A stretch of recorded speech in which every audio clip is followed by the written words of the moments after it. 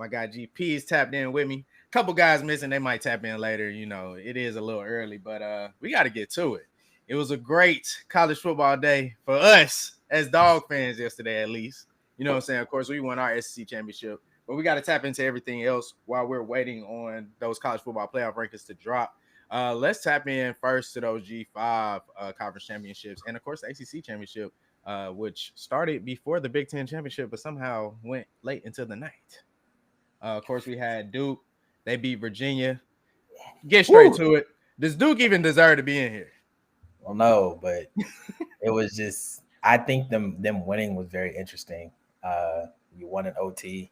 Yeah.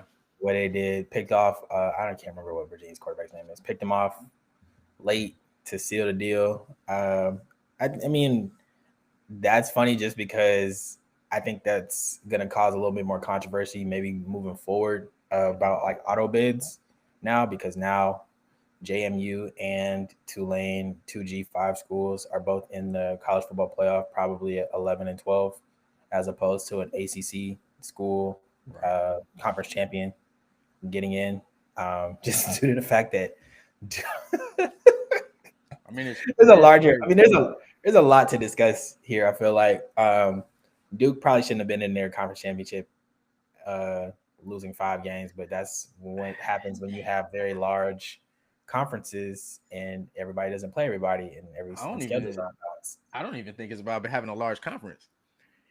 Your stronger teams just have to dominate the conference. Point blank, period. I can't say that Duke shouldn't have been in the conference championship, but they earned their right to be in there. Miami, y'all should have won out, bro. Y'all should have did what needed to be done inside the conference, and y'all would have been in the conference championship. I think it's that simple. I can't blame the conference size. A little bit, but I mean that's not just a ACC thing. I think all the conferences are slightly too big because you have some that are like 18 to 20 deep, which is kind of crazy now. Yeah, I mean, and it's just like everybody don't play everybody, so that's true. We do like to see more people play, but I wouldn't even touch the conferences. I like how college football. I mean, I just feel like there are certain things you got to keep. The main thing, keep. Yeah, when you're college football, how it is. Don't change the conferences. People's already mad when you got people going into other conferences, Texas and SEC, things that are out of not the norm, but they just aren't historically correct, if you will. But I just think at the end of the day, win your conference. Yeah, winning you win. I can't hear your gripe, Miami. It's not like you got robbed of an opportunity to be in the conference championship. You did not earn it. Point blank, period. But moving on there, and I will say, I said at the beginning of the season, I think we both said it. Did you go to the Duke? Did you see Duke play this year? Or that was Maryland? No, I saw Duke play. Okay, yeah. We both I rock with Duke's quarterback. I think they are someone to look out for in the future. And I think they had a complete game. I don't think they should be in the college football playoff, but I think they beat Virginia because they had a complete game.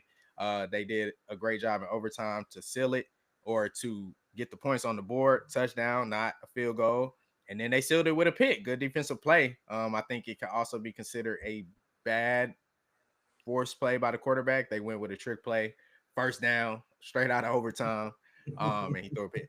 Threw it into double coverage. Great, phenomenal defensive play, but it is what it is. And, of course, if we look at Tulane, they handled North Texas. Definitely some suspect refereeing going on in that game, might I add. But at the end of the day, Tulane won.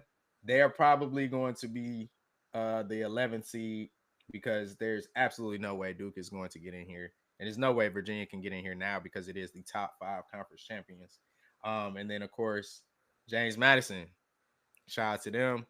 A program, I wouldn't even say a program on the rise. I say it's just a consistent G5 program. Yeah, they always are pretty solid, especially moving into the Sun Belt these last couple of years. They've handled business, I would say. Last 2 years at Signetti, I think he was 8-3 his first year. And then they won 11 games his last year there. And then I can't remember what they did last year, but this year they won another 11 games, something like that. Yeah. So I mean, they did what needed to be done. Yeah, handling business, doing what you do. Doing what you gotta do. They went 12-1 this year. So to get into that though, of course, this is happening. James Madison, we talking about them. We talking about Tulane. We talking about North Texas. Never in my natural born life would I think I'm discussing those 3 programs when I'm talking about the college football playoff. But that's happening because we had these 5 auto bids, right? For conference champions. Do you see, and I think they're about to get started in a minute, do you see a world we talked about last night where, I mean, maybe we just substitute the auto bids for some playing games, maybe versus having these auto bids for conference champions. Or like I said in the group last night, I don't mind it either way, but I think one of two things will happen. They'll either give it away and just go with a opening up the playoff to more teams, doing playing games, something like that. Or honestly, I like it because it forces an ACC step your cookies up, step it up. Like you are in the playoff, and we got 2 G5s in the playoff, and you're not in here. Step it up. Step it up. I think the way I look at it, and by the way, they are going. They're on right now. They're going. Indiana is one, obviously. Okay. Indiana's one.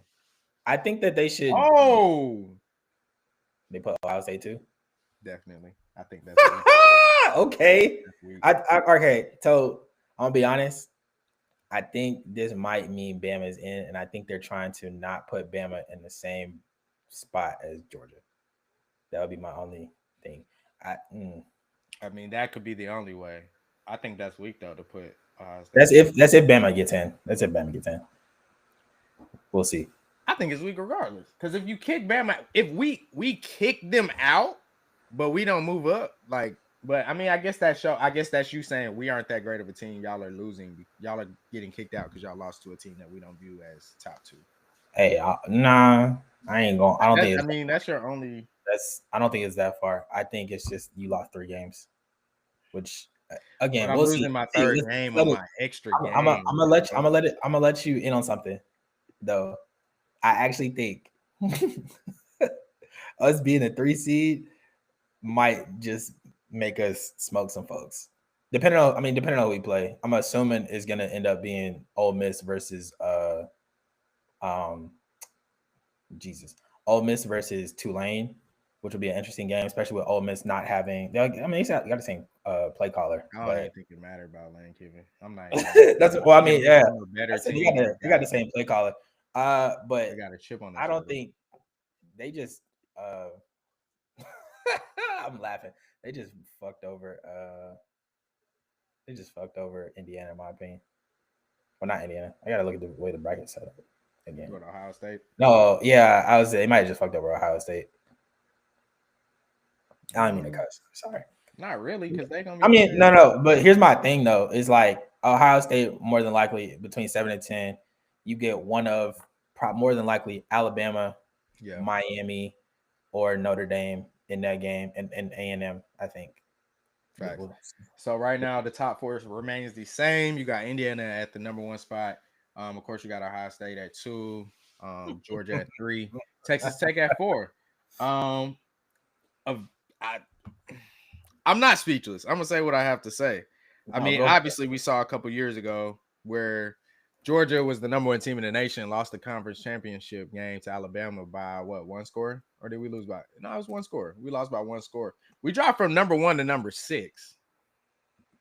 And allegedly, it had to do with our strength of schedule wasn't that great. In the SEC, might I add. It wasn't that great of an SEC strength of schedule, maybe, but whatever. Cool. So we dropped from number 1 to number 6. Now we're looking at Ohio State, who absolutely has not played hasn't played anybody. Nobody. But they go from 1 to 2 in the conference championship game. Okay. I don't like it. I think it proved. I mean, I've said it for years. I think certain programs do get benefit of the doubt. They get more favoritism. People like to say it's the SEC. No, it's not the SEC as a whole. I think it's program by program. Ohio State has always been one of them programs. They get too much favoritism. They get too much benefit of the doubt, bro. I mean, it's them and respectfully them and Bama, but I kind of understand why. Like, you're dominant. I don't. I mean, historically, you were dominant against nobody. So were we before we got knocked from number 1 to number 6. We were dominant against everybody except we had a close one.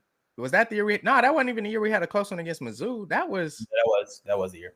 That was we had a close one against Mizzou, and Mizzou has turned out to be a program on the rise. That Mizzou, if I'm not mistaken, that was the year Mizzou beat Ohio State. No, No, that wasn't that year. Who did they beat in that? It was the year after that they beat Ohio State. Okay. But it was scrappy. Always Yeah, scrappy. they were a scrappy team, but it's like, bro, we got dropped from number 1 to number 6 when we lost our conference championship game. Ole Miss is number 6, and I ain't gonna lie, Oregon's number 5.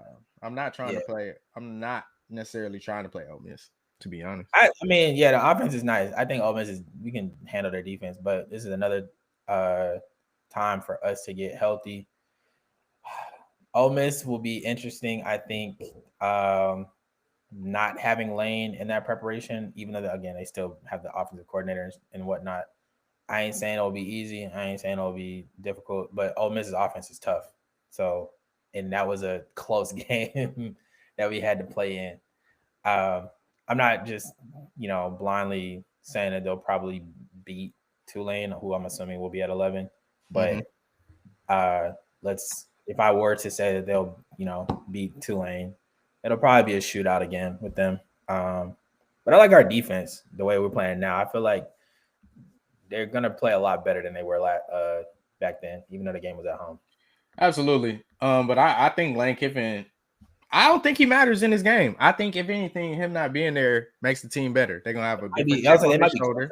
It might be closer for sure. They're gonna have a chip on their shoulder. So we got the top 8. So the team's hosting the home playoff game. It rounds out. Nothing has changed. Oregon 5, Ole Miss 6, Texas A&M 7, and Oklahoma 8. So all those teams will be hosting home playoff games in the first round. Now we're just looking at who are they going to be playing. Yeah, I don't think Tulane has a shot, to be honest. I really don't. They don't have a shot. I ain't gonna go that far. I ain't gonna overlook them. Kind of like the Notre Dame thing last year. Ole Miss offense is tough, straight up. They got dudes at receiver, and they probably gonna be looking to take for some get back. I think our defense in that game though was very suspect. I don't think that they will be suspect this go round, especially with us getting healthy on both sides of the ball, outside of Bobo being hurt. I mean, bro, they beat Tulane 45-10 the first time, bro. It's no. I think some things are just about y'all don't have the players, y'all don't have the personnel. They don't, and it is what it is. I don't think that's like Notre Dame though. That's totally different. But I mean, y'all beat them 45-10. Bama is in at 9. Rematch. Bama, Oklahoma. Yeah, that's and then they play Indiana. That's a cakewalk. Winner plays Indiana. Woo, nice. See, I told you. I think they did that on purpose. I think if they had put us at 2, and we play at 2, we know like either way we're not touching them. Nah, I think that they had put us at 2, there would have been a possibility that they would have put them at 10, and I don't think that they wanted that. I don't think they wanted to keep us in the same side. I don't think they wanted to rematch that early, potentially. I'm not saying that they thrash A&M or anything like that. I just don't think that they wanted them to play. I knew Bama was going to get in. Oh, it'll prove to be crazy, or Lord. We'll see it on the field. I think they deserve to be in, based off the fact that they're number 3. I mean, they lost. It was their 3rd loss. The moment of truth here. Moment of truth. I ain't gonna lie. I think I would have put Bama at 10. But put Bama at 10. I would agree with that. I wouldn't hurt it, but I think you start putting yourself in a situation where you contradict yourself because you can't say. Yeah, they actually played in a conference game against a team that they beat. Yeah, because that means if you don't move them, it means okay, the conference championship did not matter. But if you move them, even if you just move them one spot, it's like that means you judged them off of what just happened. Yeah. So that means it's like, okay, did y'all really judge them properly off of what just happened? Oh, yes, sir. Get Keith on the phone. Miami got in. Miami's in. They made the right decision. Salute. They made the right decision. You know, y'all at home, I am a certified Notre Dame hater. Don't like them. They at the crib. They righted their wrong. Miami's in. And that'll be interesting. That will be interesting. They will be going up potentially against Ohio State if they beat Texas A&M. That's funky. That's a funky game, regardless. It's a very interesting decision, especially when you're looking at. I think they should look at matchups. Not saying y'all should manipulate, but I think y'all should look at matchups. So if you look at the situation, you would essentially be putting Notre Dame in. If you keep Bama at 9, you would have been putting Notre Dame in to play Texas A&M in a rematch. I don't want to see that. Yeah, it might have been a good game, but they tried to avoid rematches. And I think also, yes, like they're doing a resume comparison. Go head to head. And on top of that, they got I've said this multiple times. They have 4 common opponents as well. 3 of those 4 common opponents, Miami has a better score margin. Yeah, it has a better score margin than Notre Dame.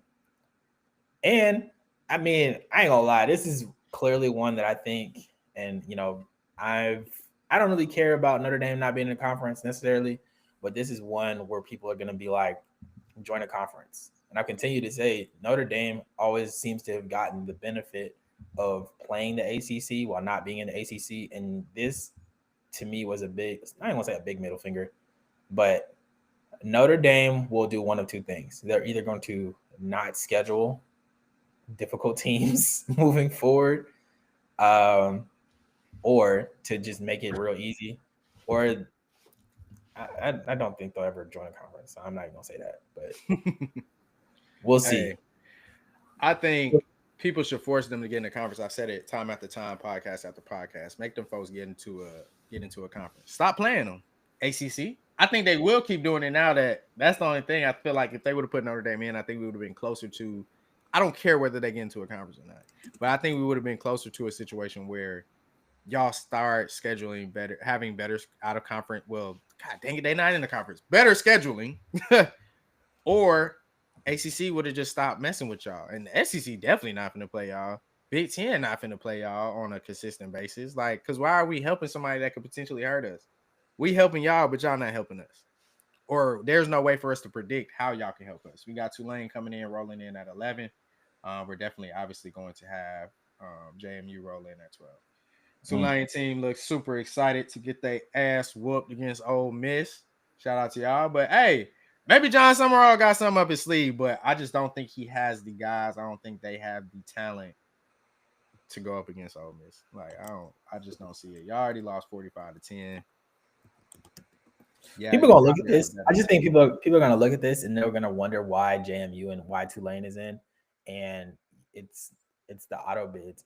I actually think we're gonna get rid of auto bids now, especially if JMU and Tulane can keep it close, then they'll keep them in. I think if JMU and Tulane end up getting smacked, kind of like last year, how Arizona State beat. Did they beat Boise? Who played Boise last year? I think it was Arizona State, right? Yep. Yeah, if they do that, then I don't know why they acted like they wasn't gonna get in. Y'all knew y'all gonna get in. Never know, bro. When you in the situation, you never know. I mean, maybe they said the Virginia lost. You got to think top 5 ranked conference champions. They could have just dropped Virginia down to 24 in that case. Hey, I'm gonna be for real though. This is definitely gonna say. This is gonna end up somewhere, I think, in a Big Ten SEC battle somehow, somewhere down the line. It definitely is. Oh, you're saying scheduling wise? Yeah. I mean, Oregon probably like regular. You're talking about regular season, like how they do basketball. Well, Oregon's probably gonna rip through JMU. Oh, you're talking about in the bracket? Yeah, I mean, it's automatically that because if Texas A&M beats Miami, they're playing. You got an SEC rematch, but then you got whoever wins between Bama and Oklahoma, they get to go up against Indiana. I believe Indiana will probably be in the Rose Bowl. So more than likely that game will be in the Rose Bowl. Tulane, Ole Miss. I think Georgia will be in the Sugar Bowl, if I'm not mistaken. And then I feel like I can't remember what Ohio State probably in the Cotton Bowl or something. Woo! I ain't gonna lie. This is what I asked for, actually. They did this right. I always said of those 3 teams between Bama, Notre Dame, and Miami, kick Notre Dame out. To me, not that Notre Dame is not a good team. Like, they are effectively good team, but I can't put And I think what would have helped this out is throughout this entire time. Yes, even though Miami had lost 2 games to SMU and Louisville, Yeah. they should have never been ranked behind Notre Dame. But again, for the most part, it's like when you lose and how you lose matters, I would assume.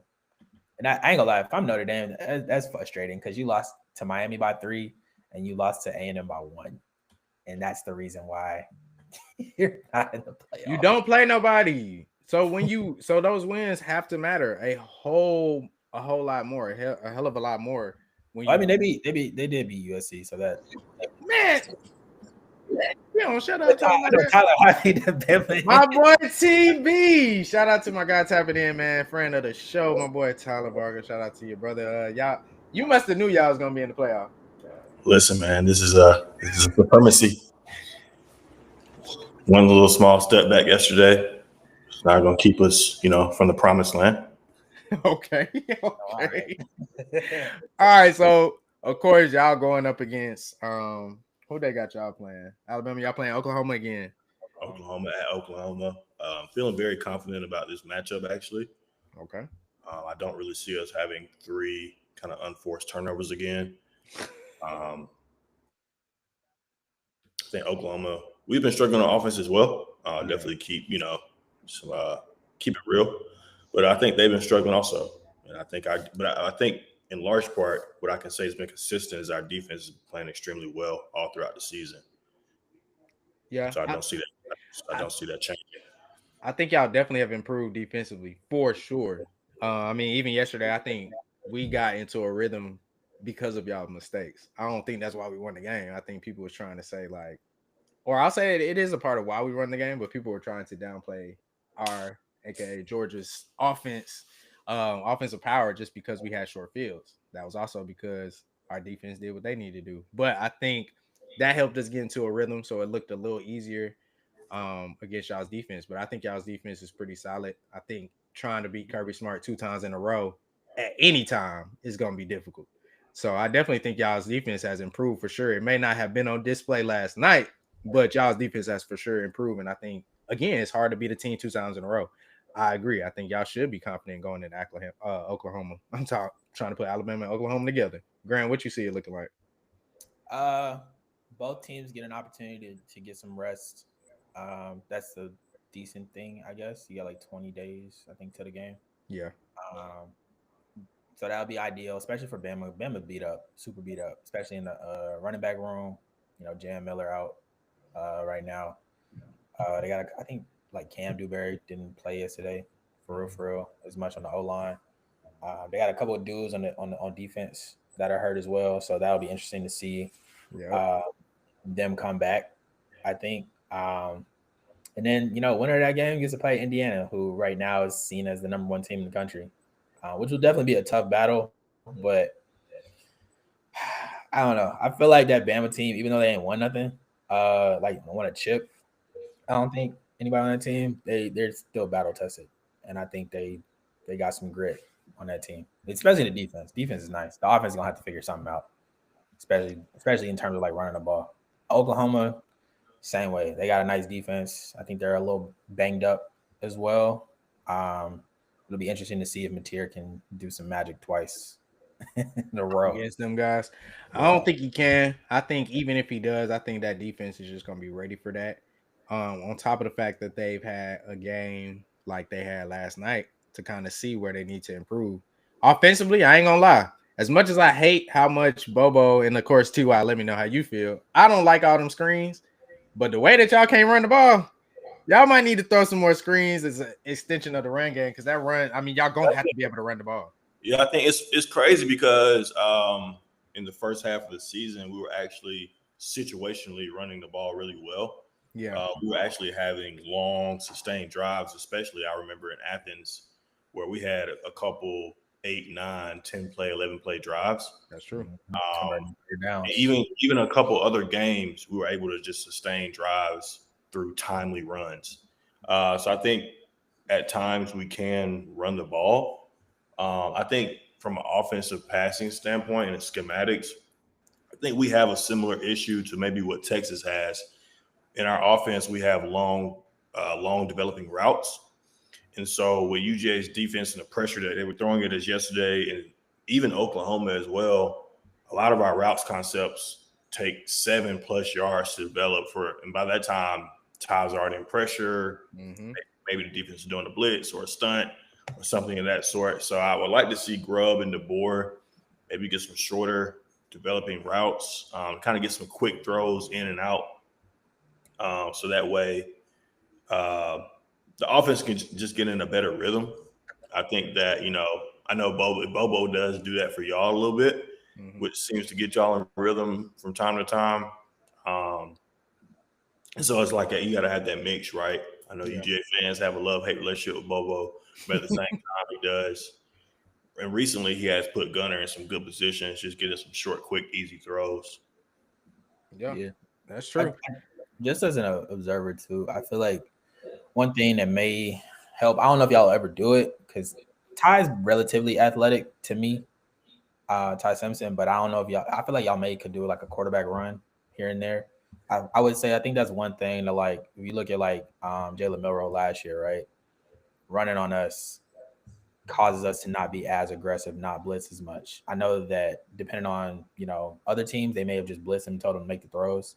But for us, for some reason, we would try to spy Jalen Milroe, and he's absolutely faster than everybody on our defense. Maybe do some quarterback runs just to keep people honest. Like, he has legs, I would say. He ain't no, statue back there necessarily. And I think that's one of the things that, like, with Gunner yesterday, he used his legs a little bit too much in my liking, because he was taking some shots. Don't get it twisted. Sometimes I'm a little nervous of him, but he does tend to fall forward when he runs. But it helps keep honest. It helps your edges second guess a little bit, especially when doing a little read option or you pulling or whatever. And I think that helps our run game a little bit. So I don't know if that's like something that y'all should happen. It may open up other things in the passing game as well too. People gotta sit for a second and be like, all right, like, damn, like, is he throwing? We running? Like, what's the deal? Yeah, I think also you look at it, you have kind of a situation we had last year with Carson Beck. And honestly, Ty uses his legs, I say, way more than Carson Beck. But when you aren't deemed necessarily a threat, we can just tee off on the running back. As soon as I see you hand off, of course we can be wary of the play action. But if you hand that ball off, I'm assuming I'm not wrong. I think Ty does have to keep it a little bit more, but I think that run game, I think the best bet is to get, like you said, quicker shots out, screen game, some form of screen game. I think even a halfback screen, those work pretty well for y'all as well. Y'all called us on a couple of them when y'all played us in Athens, so I think that has to be done. Also, I'm gonna pull up here the bracket. I mean, we can talk about Alabama and Georgia all day long. Of course, you know what I'm saying. It's always, I would say, it ain't no love hate, but now it's a little cooler now. It's a little cooler now that we actually figure things out on our end, and we finally beat y'all at a time where it need to happen. Of course, here we have some good stuff going on at the bottom of the screen with Miami getting in over Notre Dame. Ty, did you see them making that decision though? I think I saw them. It's funny because odds makers had like Notre Dame minus 1,800 to make the playoffs this morning. Mm-hmm. It's funny how Vegas does you. But what I was about to say, no, I can't see. I think committee, man, shot themselves in the foot a couple weeks ago when they had Notre Dame ranked above Miami in the first place, kind of outweighing the kind of disregarding the head-to-head matchup and the reason why we play the game. I think they had to do this. I'm glad they did this because you just have to you have to stay pure to the sport, right? We play head-to-head. You have to honor those matchups. But you also have to stay pure to the sport and not penalizing conference champion attendees. So I'm not surprised. I think that they just maybe just wanted to get a little excitement. I do, however, on the flip side though, I do think Notre Dame is playing like really, really, really good ball right now, and I see why, from the eye test standpoint, why they were even contemplating it. Like Notre Dame would have been a problem for anybody Yeah. in this round of 12. Um, just from their defense, their run game. I mean, they're like a true traditional like NFL playoff team. Run game, defense, cold weather, ready, quarterback. Just poised, solid, not really doing too much, managing the game. Yeah. Um, but I think Miami and A&M would be a great matchup as well, though. That's Um, gonna be fun. it's going to be a great matchup. Probably be outside of Bama and Oklahoma. Will probably be the most exciting matchup in round one.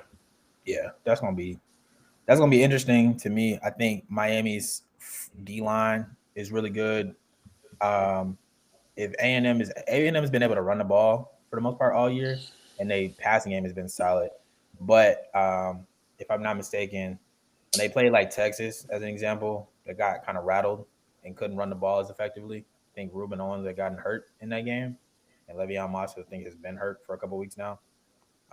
They couldn't really run the ball as effectively, and forcing Marcel Reed to throw the entire time kind of threw them off. So I'll be interested to see if Miami's D line um, will be able to affect them. And it'll also be interesting just to see Carson Beck against A&M's defense. A&M's defense is really good. I think Cassius Howell, I think, is like either the best pass rusher in the SEC next to Damon Wilson at Mizzou or like one of them.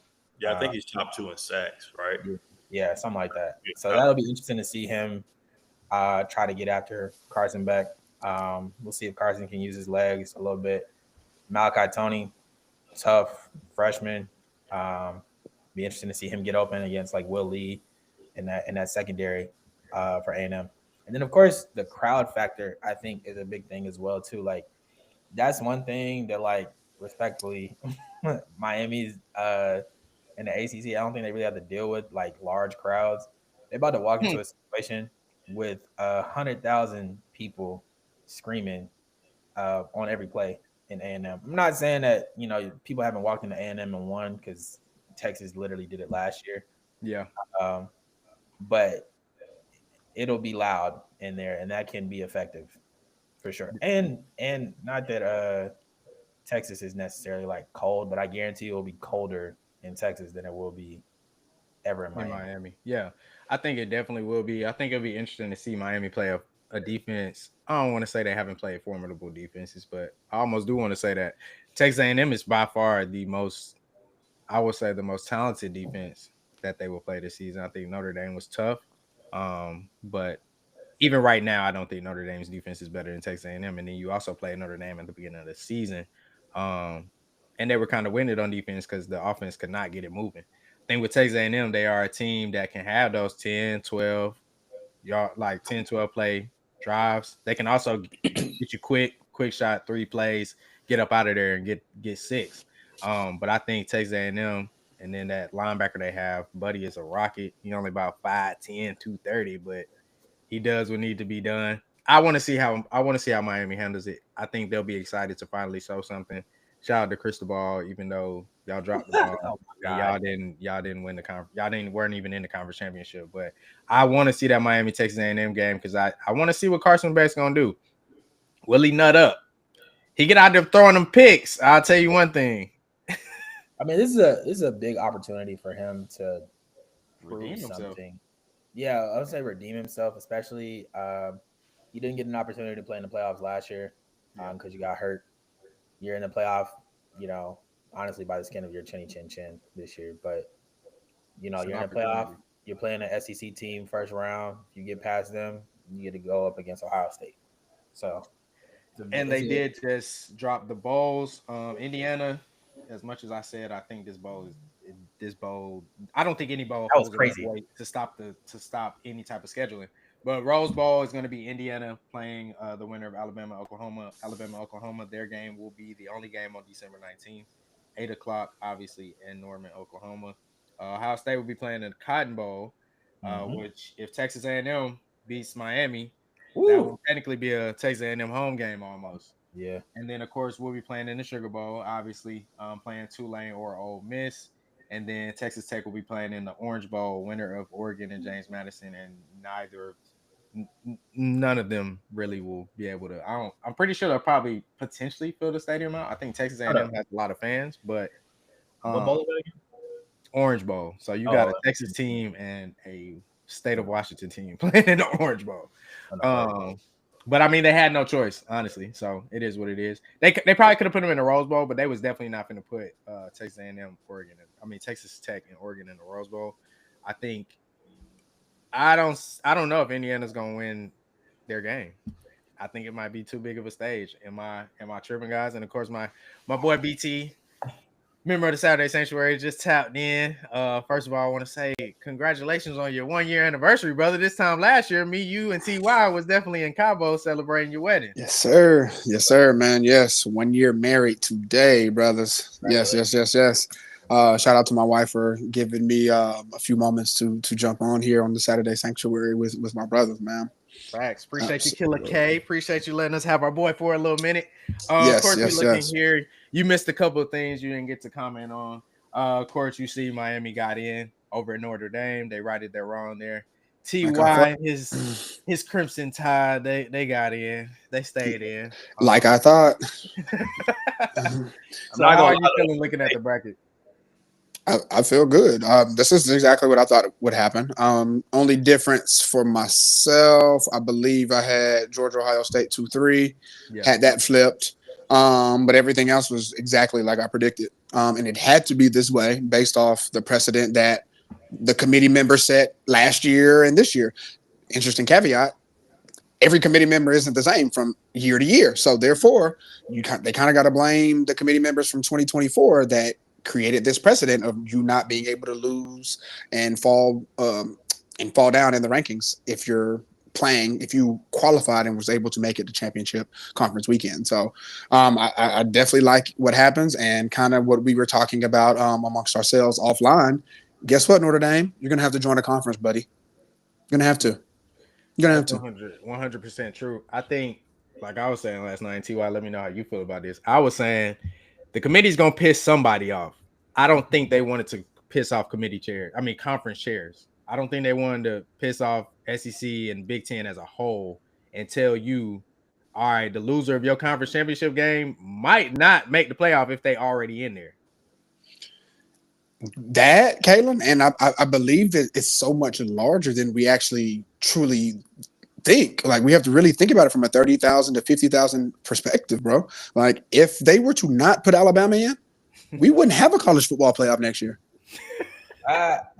Greg Sankey, like I said, people don't realize. I mean, a lot of us are SEC fans, but not from a bias standpoint. That was why the SEC was dragging its feet to agree to the 9-game schedule, if and only if the College Football Committee were to really, really look at the caveat of strength of schedule. Yeah, that's the only reason. Because if not, like I said, Alabama, I guarantee you, Ohio State would have been playing Oregon State by themselves in next year's playoff. Because the 14 teams in the Southeastern Conference would not participate if they were going to do us like this. If only 8 teams were playing nationwide and Alabama did not make it, it would not happen. Yeah, that's true. And then for those that don't know, Greg Sankey is the SEC commissioner. Tyler, do you feel the same way with that? Do you feel like if Alabama was obviously seated in the playoff, if they were not to play in the conference championship game, and let's just say Texas A&M was the ones that played in it, whatever, do you feel like Alabama would have resulted in the SEC not wanting to be a part of the playoff anymore if they got kicked out? Because I mean, they were in. I play an extra game. Now I'm out. Oh yeah, we would have burned the whole world down, man. We wouldn't even, you know what I'm saying? Not even just us though. Like our 10-2 season could, respectfully be anybody. It could be Georgia, it could have been Ole Miss, it could have been A&M. Yeah. It could have been Texas. And so you just, like I was saying earlier, you have to stay true and pure to the sport. And, you have to kind of reward the regular season, strength of schedule. You just have to have some consistency when you're evaluating. And you have to just really put value on conference champion. Otherwise, everything not only will just go down, it'll be a trickle down effect, right? Viewership will go down, sponsorships will go down. I mean, everything. Like BT was saying, we look at it from a 50,000 foot lens. It's going to affect so many things because championship weekend, that's a lot of money being made. corporate sponsors, all these people. It's a lot of money being made, and so you don't want to, even TV money as well. So you don't want to devalue your product, just to do one extra thing. Right. I mean, you looking at what all the festivities that go on, and we've been down there a couple of times. All the festivities that go on at the Georgia World Congress Center, just because of the SEC championship being in Atlanta. So you talking about big money makers that you potentially will be canceling out just because you want to get cute and say that your extra game, aka your extra loss, means so much. I'm gonna kick you out of playoff. So I think that is, like I was telling our group last night, I think that's just a lane they did not want to go down. That was a door they were not willing to open. Because I think conference championships should still matter. I think obviously we heard Kirby talk a lot about it. I think it's a little bit different for DeBoer. He's not really a product of the SEC necessarily, so I think it's an adjustment. But I think he felt it. I think he felt it last night, how big of a deal it is to the people, not just to the players and the teams, but to the people and the fans. People really enjoy the conference championship game, especially the SEC championship game. If we're looking at conference championship games, do y'all agree, and anybody can chime in, y'all agree with Ohio State only sliding down one spot? And we should have an Ohio State fan tapping in a minute. But before he gets on, we can talk shit about them real quick. Do y'all agree with them only falling one spot? I probably would have put Georgia at 2, just because we actually won our conference, and it's a harder conference in my opinion. But I understand why they moved them down 1. Both of them are undefeated. They had already had a loss to a team that had 2 losses, so it makes sense why, in my opinion, Ohio State slid down 1. It's a little funny, but I mean, I think. Also, like, they only lost by 3, and the game was only like 13-10, so it wasn't like no blowout either way. It wasn't no super high scoring joint either. Like, it was a good defensive battle for most of the game. Just a couple mistakes here and there. Indiana ended up winning. Yeah, and of course we welcome in friend of the show, my boy Maul, Money Maul, representing Ohio State. Yes, sir. We were just talking about y'all, man. We was just talking about y'all. So just discussing. I know you're gonna say they made the right decision, only sliding y'all down 1. Yeah. To me, though, I have to reference a couple years ago where Georgia lost to Alabama in the SEC championship. We were the number 1 team in the nation, and we lost by 1 score as well. We slid all the way from 1 to 6. Granted, 14 playoff, different.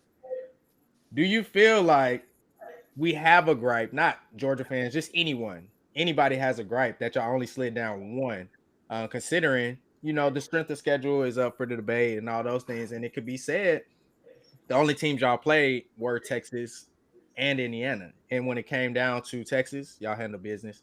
And when it came down to Indiana, you lost that game. So do you feel like it is any type of argument for y'all sliding down to maybe 3, 4? I feel like it's a stretch, but just not being at 2. Yeah. Yeah, I think so. I mean, I wouldn't have been mad at 3, off the strength of the fact that, like you said, y'all did get it done. And I understand that people, feel like we got the cupcake schedule. I guess the real question is, what is the committee, like, what is the key factor that keeps us at number 2? So I feel like it has to be the eye test. That's the only thing that I could think of yesterday. We played a pretty good game, all in all. Had some good long drives, just couldn't really score in the red zone. So I feel like the committee is kind of maybe giving us that benefit of the doubt that they liked what they saw. Indiana played a good game, so I think that's the reasoning. But I understand on the UGA side, or if I was another side, I feel like we could have slid down maybe to 3. I wouldn't have been mad at that. That's true. And of course, looking at the game, defense, I mean, I said in our group, it seemed like you can just throw the ball as long as it ain't number 2 on the jersey. Just don't throw to Caleb Downs. You might get some success. Are you concerned at all about the secondary? I mean, they've been looking bulletproof for most of the season. I think the front 7, I think they had some success. Indiana did running the ball, but I think it was just they had success because, I mean, you kind of just keep trying, you're gonna get something. But do you feel like the secondary is something to be worried about going into the playoff? I would say worried. They threw down a little bit yesterday. I think it was Lorenzo Stein. They targeted him a lot. And we kind of gave up some crucial third downs and one-on-one coverage. I think it was Jay Matthews on one that was crucial, where it was like we number 7 beat on plays where we don't usually get beat on. So I wouldn't say worried, but I don't know. It's just more so hats off to Indiana. I think we got out coached. They wanted it a little bit more. And so I think our guys, like the secondary, like they was used to having their way a lot, and they just gonna have to dig in a little deeper. But not really concerned. But we definitely lost that battle yesterday. That's true. I will say I think y'all have the superior talent for sure. I don't think it should have been a matchup talent wise. I will say I think Indiana offensively they did outcoach y'all for sure. Which I was surprised about. I thought Matt Patricia would have some amazing adjustments coming into the second half that did not take place. I think the play call was perfect. Mendoza, as much as of a dweeb I think he is, and I do not want to hear him talk on national television again. He was accurate when it was needed. He was 110% accurate. We can look at TY. You can speak on this. Y'all have some Heisman winners. We haven't had one in a while. Do you feel like Mendoza is the shoe-in automatic for the Heisman? Man, this has been a weird Heisman year, man. It seems like it's either going to be him or Pavia. However, I don't necessarily, I'm not just blown away by him as a college quarterback or as an NFL prospect. But I mean, he, as far as this year goes, I mean, he's looking like the best quarterback in college football. So, you have to give it to somebody. I think that's just one of those type of years it is. Yeah, so we'll see. I mean, like you made a good point though, Kayleen. He is accurate. He's a gamer, especially from that. That one game when they came back. It might have been Penn State. Yeah. I mean, he really impressed me that game. Made some big time NFL throws. We'll see, man. Yeah, I think this is one of them. We just got to give it to somebody. Years for sure. Do you feel like Maul? Did Julian kick himself out the race? I would say so.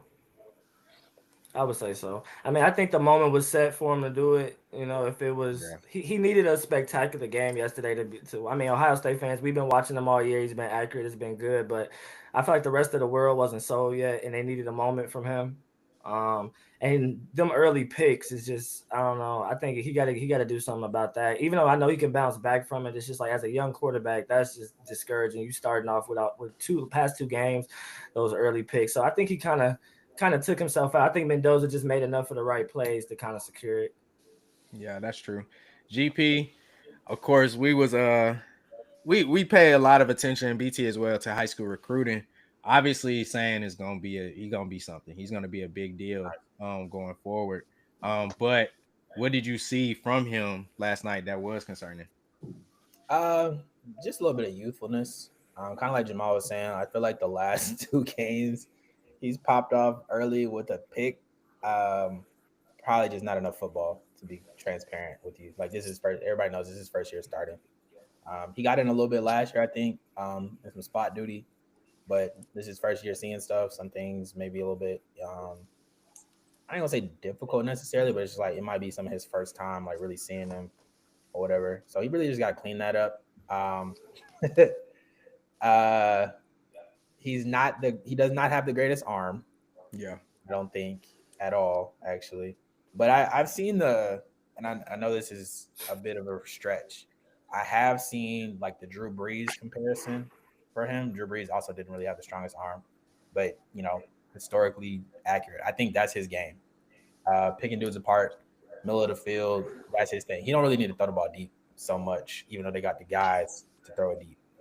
But he just needs to be, crossing routes, hit my ins, hit my outs. Like, that's his game, I think. Also, of course, the wideouts is the big thing. You got into that. BT, are they using their weapons to the fullest extent last night? I feel like they did a good job, obviously, getting Jeremiah Smith involved early, quickly. But it seemed like them long developing routes, it wasn't worth it at the end of the day. I feel like just get the ball into the guy's hands and just let him go from there. I think they kind of overthought the game in a sense offensively. Yeah, yes and no. A few points. I was listening to my brother speak. I know Jamal said something about a cupcake schedule, and then Grant said, I know the last few games Julian Sanders had a few picks. It's because of the cupcake schedule, guys. We don't play anything. Grant, you just said he had 2 picks in the last few games. Who did they play the last 2 games? Michigan and Indiana. The best competition they had on their schedule. Yeah. So the truth is starting to reveal itself when we start playing a little bit more competition. You know what I'm saying? That starts to rear their back a little bit. So that's why, I mean, I predicted all of these things yesterday. So I mean, Indiana's much better than we thought. Ohio State's not as good as they were projected to be. But like you said, but when you play 10 games and you're playing St. Anne Pacelli of the poor, there's no way that we can kind of get a good barometer of how good you are because there's no consistency. We can't really compare you to anything. So then when we compare you to a team that you lost to the last 4 years, then we're like, okay, we can, like Grant said, the youthfulness from Julian Sand. Excellent quarterback, but we still have to have the repetitions to be able to be successful in these environments. And like I said, now you're doing it in those 7-yard windows. Now they're 2.5 today.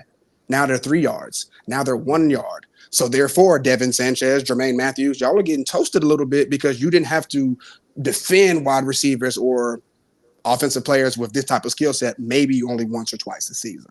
So therefore, like I said, can give a false pretense of where we really are in this environment. So I think that they utilized them as best they could. But I mean, really, Ohio State need to see more from Brandon Ennis. They need to see more from Max Clare. They needed to see more from those other skill positions.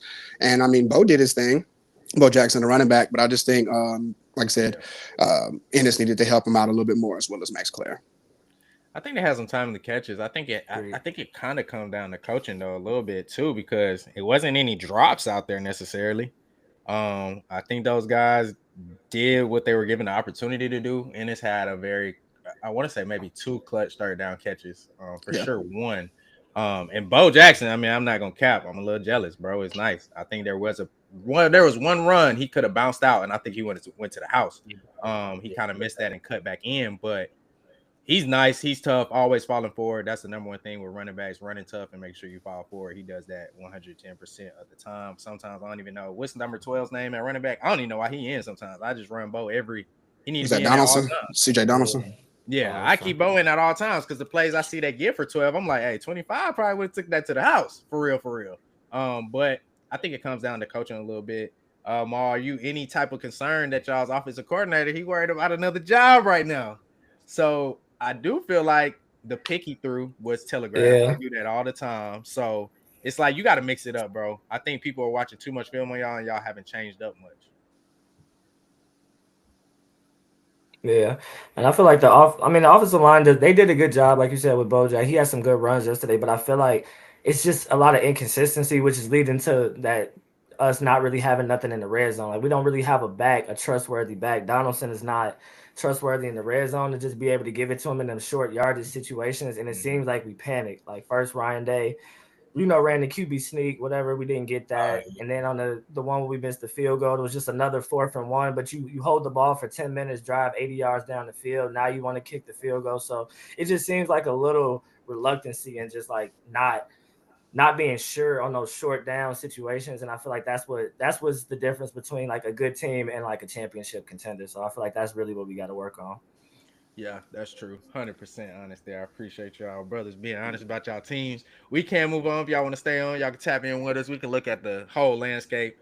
Any thoughts on Texas Tech from anybody? Me personally, I'm not. They call me in the group. They say I'm just too pessimistic sometimes about these teams. Until you show me, I don't believe it. Texas Tech, I think they're showing that to an extent a team can be bought. I don't know. We'll see in the years to come. Can a program be bought? We don't know that, but a team for sure can be bought. We saw that from no offense. We saw that from Ohio State last year. They used their money and they used it on the right players, and that got them the ship. They didn't just use it on anybody. They did it the right way. As far as if you're gonna spend the money, spend it on the right players, get the experience, get the right talent. Texas Tech, they did the same thing defensively. Me personally, though, I don't believe in it. I don't know if Oregon is the team to expose that. Obviously, Oregon's going to beat James Madison. Anything can happen on any given Saturday, whatever, college football. But James Madison not beating Oregon. I don't know if Oregon has what it takes to expose that. They should, because I see Texas Tech as a team with great defense, but a very, very, very inconsistent offense against not so good defenses this entire year. So I'm not too confident in them. I think it's not a waste of a spot. I think they've earned it, but I'm not impressed. I think Texas Tech is going to be interesting. to your point, like that front seven, especially, is really good. I think the linebackers are solid. Rodriguez and I can't remember I think his last name was Roberts. Picked Yeah. off picked off two yesterday. Picked off one of them with one hand. I just feel like BYU hadn't played nobody other than Texas Tech, and they got smoked back games. Well, not back to back games. Excuse me. Got smoked both games they played Texas Tech. I think the Oregon thing will be interesting. Oregon is pretty efficient running the football and staying ahead of the sticks. And I don't know if anybody will actually be healthy receiver wise over there, but we'll see. I assume we'll see what happens with that. That'll be interesting. I think in terms of like challenging them. I think Dante Moore's probably going to be the best quarterback they probably played this year. I think. So that would be cool. That would be an interesting matchup, I think, as well. And like I said, for the most part, they've dominated everybody in the Big 12. But I trying to be nice. I don't really hold the Big 12 in high regard right now. But I can't say it can't happen because Arizona State last year went toe to toe with Texas for the most part. I ended up going into overtime. That's true. And almost beat them. So. Yeah, I mean they also had a very historic player on that offense with Arizona State. I think with Texas Tech, I think if you're gonna have a very mediocre offense, you have to have a world-breaking defense, and even then, I don't think it works. You still have to have an offense that works. They take advantage of some things. Texas Tech is very good for just field goals. They're very good for not even getting that sometimes. So I'm just concerned about the offense in that aspect. I don't think they're good enough. I think the defense is good, but I don't think the offense is good enough to do much of anything. And of course, we can look at Indiana. Maul, I'll tap into you. Me personally, some of us as well. And Tyler, of course, you can follow up. I don't view Indiana that great. I think they outcoached y'all yesterday. I think they have very, very experienced players because we know Signetti brought those guys over with him. And a lot of those guys are junior, seniors, and they might be leaving soon. Does Indiana have the talent to really take it all the way to the final championship game? I mean, from what I saw yesterday, I don't really. I mean, I don't, like you said. I don't think that they're just superior, but I don't know. Like I respect them a lot more than I did. I didn't watch them all the way a ton through the season. I followed them. I caught some of the big moments in them, and so I felt like it was more similar to last year. But after yesterday, I don't know. I have respect for them right now, and I mean, if they play in the winner of the Alabama Oklahoma, I think it'll be a tough game, but I'm rooting for the Big Ten to prevail in the playoff. I ain't gonna lie. Jamal, question: did you have respect for Indiana prior to last night? You said, did I have it prior to last night? Yeah, I had respect for them. I just thought we would win the game. Honestly, okay. I thought it would be competitive. I get that. I thought it would be competitive, but I thought that we would pull through. I thought Ryan Day was over the hump of kind of overthinking too much in big games, but I felt like some of the play calling was triggering to old Ryan Day and old Ohio State, kind of freaking up in the big games, not really being able to prove it to people that, hey, we've been watching y'all been hyped, y'all been jumping around all season, and then, in the big game, it's like you kind of come up a little short. So I think I'm in a good place with it. I don't think it's bad, but I guess to your point about Indiana, I do. I think, I mean, anybody I feel like that beat us is capable of going on. So, I think, I mean, what do y'all think? Y'all think they have a chance in a first quarterfinal? I think it depends on the matchup. Personally, I think it heavily depends on the matchup, and I think if Alabama wins, that means Alabama looks a certain way too. If Oklahoma wins, that means John Mateer look a certain way. Potentially, it could mean Alabama look like they did last night, which I find that very hard to believe that'll happen again. But how many teams make Bama look like that, Kalen? That's the better question. Us in Oklahoma. Exactly. So, but my only thing with that is it's very, very hard to beat a team twice. We saw that last night. It's hard to beat Kirby Smart twice. But I think the board is offensively, he's very creative. I would be so surprised if they don't figure that run game out. I don't think it's going to turn into them running down the middle for 150 yards on the day, but I think they're going to figure it out, whether it's through screens or figuring out Ty Simpson, tucking it more. I think they're gonna figure that out. I'll say I'll be surprised if they don't figure it out. I won't say they will, but Indiana, I think it depends on the matchup. I will say if they coach the way they coached last night, I think they could be Alabama or Oklahoma. I think it's coaching. From a personnel standpoint. Yeah, that's what I was going to say as well. I think Indiana has the coaching to make it to the championship, but I'm not sure they have the talent to win the championship. So that's pretty much where I stand with that and them. I don't even think this is a limb to say this. I believe, like I said, only certain teams have the poison or the kryptonite for others, right? And some would say that's Bama for us, right? Kalen DeBoer and Grubbs are excellent coach. They're excellent coaches, and they can scheme things up like very, very, very well. So my thing is from the physicality standpoint. Like Oklahoma has one of the best defenses in the SEC, and they get after the quarterback. The winner of that game against Indiana, I think they're going to come with a different brand of physicality that Indiana just didn't see against Ohio State and didn't get a chance to utilize or even see against the entire Big Ten. So therefore, I'm thinking that it could really be a fight for the finish in the quarterfinals. And I think Indiana could, depending on how it works, like I said, any team can lose on any given day, but I think they definitely have the potential of potentially losing by 10 or more. Because Bama have that bad taste in their mouth and they get their get back against Oklahoma and then they got it against Indiana. Yeah, I'm not exactly sure. If I may make one point about Ohio State real quick, right? Just about 2 and 3, and then I'll be quiet. I don't care where Georgia falls in the bracket, but just off the principle. All season it was, Texas played Ohio State closer than anybody, right? Until you got whopped and got beat by Indiana. And then Texas played y'all close to 7, and then we beat them by 25. So by the transitive property can't really participate and work well in sports, but they beat y'all by 7, and that was the crowning achievement. Oh, Texas hung in there, and then we dubbed them. And then y'all lost to Indiana. So, I mean, it's here nor there, but I think that's why Georgia would deserve to get the 2 rather than 3, but it is what it is. Yeah. I think this. I ain't gonna lie, that Bama Oklahoma matchup is gonna be interesting. But I feel like whoever wins that against Indiana, Oklahoma does have some receivers, but more so, I think Bama. Not that they didn't just play, from what I've seen, just as observational. Jeremiah Smith was going off. Bama does have quality receivers in Ryan Williams, even though he's, sometimes it's suspect of whether or not he wants to show up and catch the ball. But also Jeremy Bernard is very good. Like they have dudes that can catch the ball, that can take advantage of Indiana's defense, at least the secondary, I would say, more than anything. Because like I said, Jeremiah Smith was going off. Obviously, he's probably the best receiver in the country, but Jeremy Bernard and, Ryan Williams, they ain't slouches necessarily. Yeah, and you got Horton there, and then you get LT Overton healthy. Then they're missing people from the O-line and D-line. So I mean, no one's 100% healthy here, right?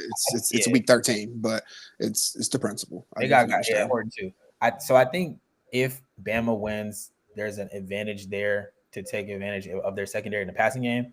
The one thing though for Bama is they got to figure out how to run the ball, and that's going to start playing Oklahoma. Like either or of these teams, I don't think they run the ball that effectively.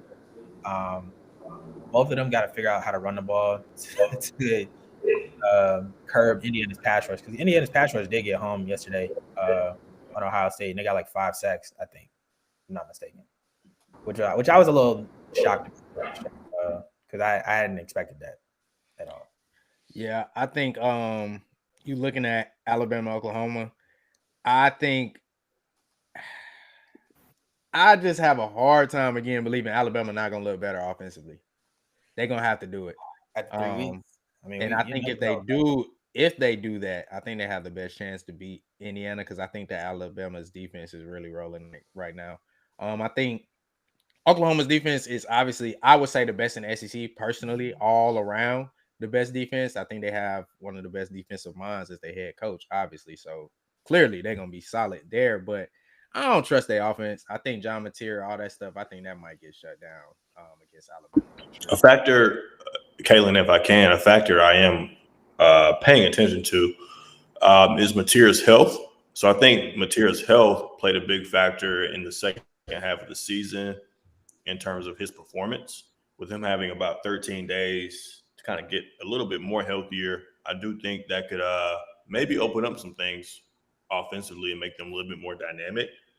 Before he got hurt with, I believe, the wrist or the hand injury, he was running the ball extremely well and it was kind of opening up things in the RPO game, short play action or whatever. So that's one thing I'm paying attention to is Mateer's health and maybe them running him a little bit more. I think one thing I was somewhat pleased with when we did play them 2 weeks ago was we did contain Mateer and he didn't necessarily rush for 125, 150 yards. But I am paying attention. That's one of my key factors that I'm looking at in that matchup, as you said, Grant, our run game, and then kind of just how our offensive flow is looking as well. Those are my probably top three things I'm paying attention to in that game. And then, of course, being poised and not having unforced turnovers, which really cost us that game. No, for sure. Definitely. I don't know. I could see a situation where they get y'all on y'all heels defensively, but based off what I saw yesterday, y'all were not giving up anything in the short game, short pass, anything. Anytime we went for a check down, our check down is getting cracked. Like y'all wasn't going for none of that. And I think that's a pivotal thing when you play an RPO team. I think y'all are not gonna back off. I think y'all gonna force him to throw in very tight windows. And even if you do throw it, I'm cracking whoever you throwing it to. So I don't know. I just struggle to see John Mateer, healthy or not. They can't run the ball for real. y'all got a running problem. They can't run the ball, and I think they've gotten to the point they may try because they've had a break and they've had time to recuperate, had time to game plan. They might try to run the ball, but it got to a point in the season they did not try running the ball no more because they knew they could not run it. It wasn't even worth trying for real. So we'll see there. But for the sake of time, we can definitely get on to some picks real quick. We'll look at the first game here in the first round. Obviously, Oregon, James Madison. We'll just go Jamal, BT, Grant, TY there. Who y'all see winning that one? I got. You said I got the Ducks in that one. Okay. B. Yeah, Ducks. UO. I got Oregon by at least 2 touchdowns. That's valid. TY. Yeah, I got same here. I got Oregon. Not sure how big the spread will be, but I definitely got Oregon. That's right. I don't know how big the spread will be, like you just said, but I'm gonna say whatever it is, they gonna cover it. Of course, I'll say probably I'll say second best game of the first round. I'll give it to Miami, Texas A&M, but Alabama, Oklahoma, maybe second, maybe first best game of the first round. Who are y'all picking there? Of course, we can make different picks down the road. We don't know if Jam Miller gonna be back. We don't know if LT Overton. We don't know. Well, LT Overton probably is gonna be back because they said it was not an injury. It was just the illness. Yeah. So he probably was just sick, flu. But it is kind of flu season a little bit. Might have been something like that. Holidays, let the boys go home. So you never know with that situation. But we'll assume LT Overton will be back. We don't know about anybody else. But Ma, how you feeling? Alabama, Oklahoma. I think it'll be close, like you said. You said it's hard to beat a team 2 times, but I'm still leaning towards the Sooners in a close one. Okay, I like it. B. I very close. Those the same exact sentiments. I would still probably take Bama though, just the championship mentality and medal. Even though the board doesn't have championship medal, I believe the team will still be pissed off enough and ready. And I think they'll get a late turnover or something like that, late field goal to get it. Bama. I like that. GP. Ooh, I definitely think it'll be close. Bama's offense has not looked good like the last month at all. I think that does scare me, but I trust Ty Simpson more than I trust John Mateer. John Mateer is like organized chaos. So let me get Bama in that one. All right. TY. On Bama, man. Only way to go. I feel it. I'm gonna reserve my right to change it, but I'm gonna go Bama. I mean, I'm very interested to see if those O-line injuries are situated. I really want to see that, but I'm gonna go Bama. I think the defense is rolling at the right time, and I find it very hard to believe. One, Oklahoma's gonna be able to beat them twice. Two, the board don't figure out something with that offensive game plan. And of course, moving on here, probably one of the most unnecessary matchups in the first round. Ole Miss already beat Tulane 45-10 in the regular season. So it's just a rematch, a literal replay, honestly, because Ole Miss is at home. They was at home in that game. Whatever. John Summerall, shout out to him for getting that Florida job. I think his mind is in two places anyways. I think he's a great coach. I think they had some suspect calls in that game last night against North Texas. The referees missed a clear interference on a punt return. But whatever, here nor there. I think they have decent coaching. John Summerall is a good coach. I look forward to seeing what he has at Florida, but obviously he's up to almost an unbeatable matchup with Ole Miss. How y'all seeing that one? Closer than before. No Lane, and I think Tulane will try to rally up around them and say, hey, ain't no Lane. It's Pete Golden. Pete's cool, but he ain't Lane. Yeah, you got Charlie Weiss Jr. there, but let's see. So I think, like I said, still beating a team twice is still hard. I don't care who you. That's interesting. I think BT cut out there. Ma, yeah. I'm running with I still think Ole Miss will get it done again. That's real. GP. Ole Miss probably will handle Tulane again, even without Lane. Just be honest. That's true. Ty, Lane matter or not? Not in this game, but it matters maybe versus y'all. I was actually going to pivot to that side 30-second nugget. If Ole Miss does advance, how are you all with the whole it's hard to be a team twice thing concept? How are you all as UJ fans feeling about the Ole Miss UJ matchup? I'm not gonna lie, there actually is one team. I'm not saying I don't want to play them necessarily, but like the offense is good and they got receivers. The only thing that I will say that gives me a little bit of confidence, our defense has come on very strong in this last second half of the year, especially the secondary. Secondary was youthful and getting their ass torched at the beginning of the year, but we got a little bit of a pass rush now.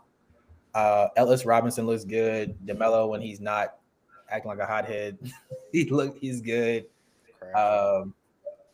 Dalen looks good. Like the secondary, well, Dalen's old, but the secondary for the most part looks solid. I don't know. I ain't saying I don't want to play them necessarily, but like it'll be tougher than it ain't gonna be no cakewalk. But regardless, both of those teams, Lane's already left, and John Summerall has one foot out the door regardless. So I'm curious how like real focused both of those teams are really gonna be, knowing that the coach is leaving, or the players, whoever's calling the plays, I should say, is leaving. I think Ole Miss will be super focused. I think just based off of social media and how much these kids like to use it, they put out a clear message that they was not rocking with Lane no way. They was cool with bro leaving and they wanted him to leave. So I think that's got a chip on their shoulder. I think it is hard to beat a team twice, but I think this Ole Miss team that we're going to be playing is going to be different. So I think it's going to be a different team. I think they'll have a chip on their shoulder for this Tulane game, and they'll definitely take it out on them. I think personally, I don't think it's going to be closer than it was first time. I think it's going to be worse. I think they're going to have a chip on their shoulder. And if it's not worse and it is closer, I think Ole Miss is in trouble playing us. But I don't think it's the same team, to answer your question, though, T.Y. I think it's a different team in this situation just because the head coach is different. I think it's a different level of energy. And the head coach now is really more defensive focused. So I think they might be a little ready for us going into it. A little more ready, a little more prepared going into it. But to that point, Caitlin, I definitely do think that is accurate. However, I mean, I'm way more nervous with Lane Kiffin calling the plays than Charlie Weiss Jr. So different team, and yes, Pete Golden's a defensive coach that's now was controlling the defense. Now he's going to be the CEO for the next few weeks and moving forward. So I definitely think that it's not going to be the same game plan. Like I said, that's a totally different team down there at Vaught Hemingway Stadium right now than it was when Lane was there. So I definitely think they're going to try to rally around their new head coach. However, the big caveat and determining factor for us is our defense, like I said, has grown leaps and bounds. And so, like I said, even the way Bama looked against us, that's not how Bama looks against everybody else. We made them look that way. because of how our linebackers and how our team was playing. Quintavious Johnson, everybody's flying around. So I think it's still going to be BTA if and when we see Ole Miss, but one day at a time. One day at a time, absolutely. But I think Kirby gonna handle business regardless, especially defensively. And I Yeah. think the benefit for us is we stole that game. I'm not gonna cap to you. Yeah. Ole Miss probably should have won that. Yep. So we looking at a situation where we had a lot to learn from that game. I feel like we had the same amount of lessons from that game as if we lost that game against Ole Miss. So I think we're gonna look different as well. But moving on here, probably the best matchup to me in the first round. A little controversial because obviously we had Notre Dame get in be in the playoff essentially before this week. But now we're looking at it, and Miami is taking a spot. I think it is easy to say and probably well fitting to say, probably should have always been this way. And we wouldn't have had too much of a hoopla if we already had Miami in the spot that they should have been in, which is number 10. Or essentially, I'll even roll with 11 and maybe, well, that's kind of strong putting BYU at 10. But either way, Miami should have never been behind Notre Dame. So we're looking at Miami going down to College Station. Like GP said earlier, they are in a whole different environment than they're used to. Definitely going to be playing in a louder environment than they played all season. More fans than they played in front of all season. Even if you're looking at Miami playing in their stadium, they got to also move closer to campus, but that's a different discussion for a different day. They don't even sell out games. So you're talking about Miami going down to Texas A&M. How do we see that one playing out? Of course, we'll probably maybe look at it a little differently a week from now, make some different picks. But we talking about Carson Beck going up against one of the best defenses in the country, and he hasn't necessarily played any of the best defenses in the country yet, and has made the same mistakes that we saw him make last year when he was in the Georgia jersey wearing 15. Tough. Tough. I mean, I definitely think Carson is a great I'll say a very very good quarterback for sure. I won't say necessarily say great, but I think he's going to struggle tremendously against A&M just due to the lack of talent. And A&M's, I think they're very pissed off. Mike Elko, got a huge raise and make sure that he brokeraged raises for all the assistants. I'm supposed to say were feeling great, they were feeling good, and then they got papped by Texas, and then they went from 1 all the way down to 7. Right, so I feel like they're gonna have a really big attitude, and they're gonna be ready to take Miami and Carson up through there. So I wish our brother Jabari was here, but I'm kind of nervous for O State against A&M in the next round. I think that'll be a great matchup. Ty, how you seeing Miami and Texas A&M looking?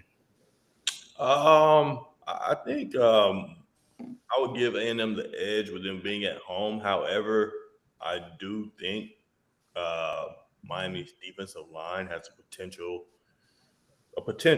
to maybe wreck shop a little bit and cause some havoc for Reed. But yeah, I mean, I think Miami, if everything goes right, I wouldn't be surprised if they beat A&M, but everything does have to go right. But I think one thing I'm looking at is Miami's defensive line and how it affects Reed. I think that may be an underrated caveat to this game. Yeah, that's true. I don't have the stat in front of me, but it's a significant difference in his completion rate when it's a play action or things like that, or just a straight drop back and throw it, and it's not an RPO or anything like that. Very significant difference in his completion rate. So I do agree. I think that could happen with Miami wrecking shop up there up front with their front 4, front 7, whatever the case may be. I think their defense is a little underrated. I won't say we're underrating them. But I think we don't mention their defense enough. I do think Miami is missing something that they had in the past with Cam Ward, and I feel like Cam Ward and that Miami team might have been in a better position to take advantage of this opportunity. But this Miami team doesn't have what Cam Ward and them had in the sense of comeback ability. I think Miami, you get them down, it's probably over with. Especially if the reason they're down is because the quarterback is throwing picks. So I think that is a big difference with Miami this year versus last year, and just a weakness as a team. We haven't seen them come back for real from any deficits that they put themselves in. So I'm not really sure. I'm not really confident in Miami in this game. And to your point, Ty, like you said, if everything goes right, you can see a situation where Miami wins it. I think for Miami, everything has to go right in this game for them to win it. Texas A&M, not so much. I think they can make mistakes. I think they cannot be on their A game and still be in a position to win this game handedly. Or I'll say two scores, 7-10. I'll say 10 points. I'll say 10 points for Texas A&M. GP? Yeah, the spread is 3.5. I think Already? that, I actually think that game will be pretty close. Carson Beck's gonna have to, give his A game. I think in that matchup, as is Marcel Reed. To your point, I think Marcel Reed can slightly afford to make a few more mistakes than Carson. But unfortunately, Carson is a little bit more turnover prone. I think because he trusts his arm, he trusts his receivers. I think he just feels like I can make these throws. And sometimes I feel like he's also looking for not necessarily a highlight moment, but like he's looking to like announce himself and like make a name for himself almost. Yeah, I would trust. Yeah, I would trust Malachi Tony. I would trust CJ Daniels as well. He does have receivers. He has a nice group of guys over there. Like I said, and then previously, I don't think crowd noise really has like affected him throughout his career so much. But just A&M is about to be another monster. That's all I'm gonna say. Like I don't mean to take that lightly. Like that is a whole another monster that you're about to have to deal with. Really ferocious pass rush. I really don't know if they've dealt with a great pass rush this year. Maybe Notre Dame. Yeah, maybe. Maybe Notre Dame. And we're talking the beginning of the season, Notre Dame. And I still don't think, even today, later in the season, as that team is developed, that defense is not as good as Texas A&M defense now. And it definitely wasn't then. So he hasn't gone up against that. Yeah. And in fairness, A&M really ain't played nobody outside of Texas, and they lost to Texas. They got by, didn't they, Grant, with that SEC schedule, man? I don't know how that happened. Brother, you played. I don't know how they got that one. 7. I think they played outside of Texas 7 of the bottom 10 SEC. 7 of the bottom SEC schools. Texas was the only school in the top half of the SEC ranking that they played. So could that be telling, or was that just a rivalry game? I mean, it might be, but again, I mean, A&M hasn't beaten Texas twice in a row. And funny enough, if A&M had just beaten Texas this year and last year, they would have been in the SEC championship 2 years in a row. Yep. So that's like on them. That's probably ball was in their court. Probably a mental block that they gotta get over. But overall, I like Elko. The defense to me is better than it was last year. Very ferocious defense, especially in that front. Like I said, Cassius Howell is probably one of the best pass rushers in the SEC and just in the country. You're gonna have to figure something out, I think. And Carson, when he's rattled, that's when he takes.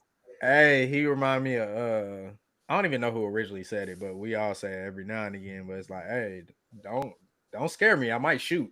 That's literally Carson. Like I might let it fly just anywhere. I'm just gonna let my safety off.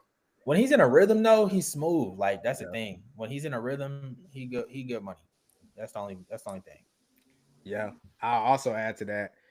Even if Carson isn't too rattled and he isn't fazed by the SEC noise, his team has not seen it. And you also have some young guys on that team. Obviously, it won't impact Miami's defense, and I think they'll be the most pivotal thing in the game. I think at this point, I will hope that Miami team is prepared mentally for their quarterback to throw a pick or two. I think you kind of just gotta, if it don't happen, marvelous. But let's just go ahead and bank on that happening. So I think their defense just has to be ready to protect at all costs the end zone and just stand 10 toes and hold whatever they need to hold to do what they got to do. I think it'll really come down to them. I think they have the personnel, I will say, to give Texas A&M some trouble. But I think it'll be very, very hard to do that for 4 quarters straight because I think with Texas A&M, they're never out of it till they are out of it. But of course, here we'll come back and look at these quarterfinals when the quarterfinals are set.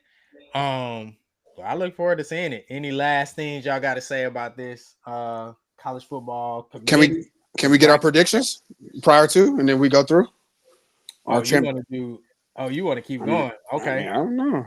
All right, we can do it real quick. Texas Tech, Oregon. I mean, how y'all see that one? Oregon. Got Oregon. I'm gonna go. I like the tenacity of Dan Lanning. Jordan McGuire, he's cool, but I know what tree Dan Lanning came from, and I like how Dante's playing right now. I could go Oregon as well. Talking about the saving tree, right, Richie? No, he's from Kirby Tree, brother. Okay. This man crazy. Kirby's Tree. Absolutely. I'm gonna go Oregon as well. I'm not too much of a believer in Texas Tech. Yeah, I'll go Oregon, even though I think Texas Tech defensive line is solid, right? Yeah, defense is very solid. Front seven. Yeah, the front seven. So I think Oregon had a lighter schedule as well this year. They had a tougher November though, so that's where I'm putting my stock at. They had very tough November, and they had to, it had to be some men, or they wouldn't even have this opportunity. So that's why I'm going there instead of Texas Tech beating the scrub that you already beat again. That's true. I go Oregon. Yeah, you going Oregon? I like that. I'm sticking Oregon as well. I think Texas Tech's front seven is nice, but I think that defense is going to be on the field a lot more than they're used to because that offense is not going to be able to move the ball. So I think they'll tire that front seven out. GP? Give me Oregon. I'm interested to see if Texas Tech is real. So until they prove me otherwise, I'm going Oregon. I really just think Oregon gonna be able to run the ball. That's really what I'm. I think it'll be hard at first, but I think eventually they'll open up the floodgates with that run game. All right, looking here at Indiana, obviously some of us everybody picked Alabama here. I know Jamal, he was leaning Sooners. Yeah, he picked Sooners, yeah. Everybody else is Bama. Okay, everybody else Bama. So we're looking at Indiana, Bama, in a nice little matchup in the Rose Bowl that y'all love so much for whatever reason.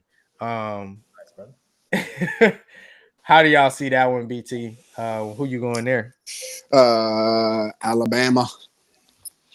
I'm going Bama. Physicality.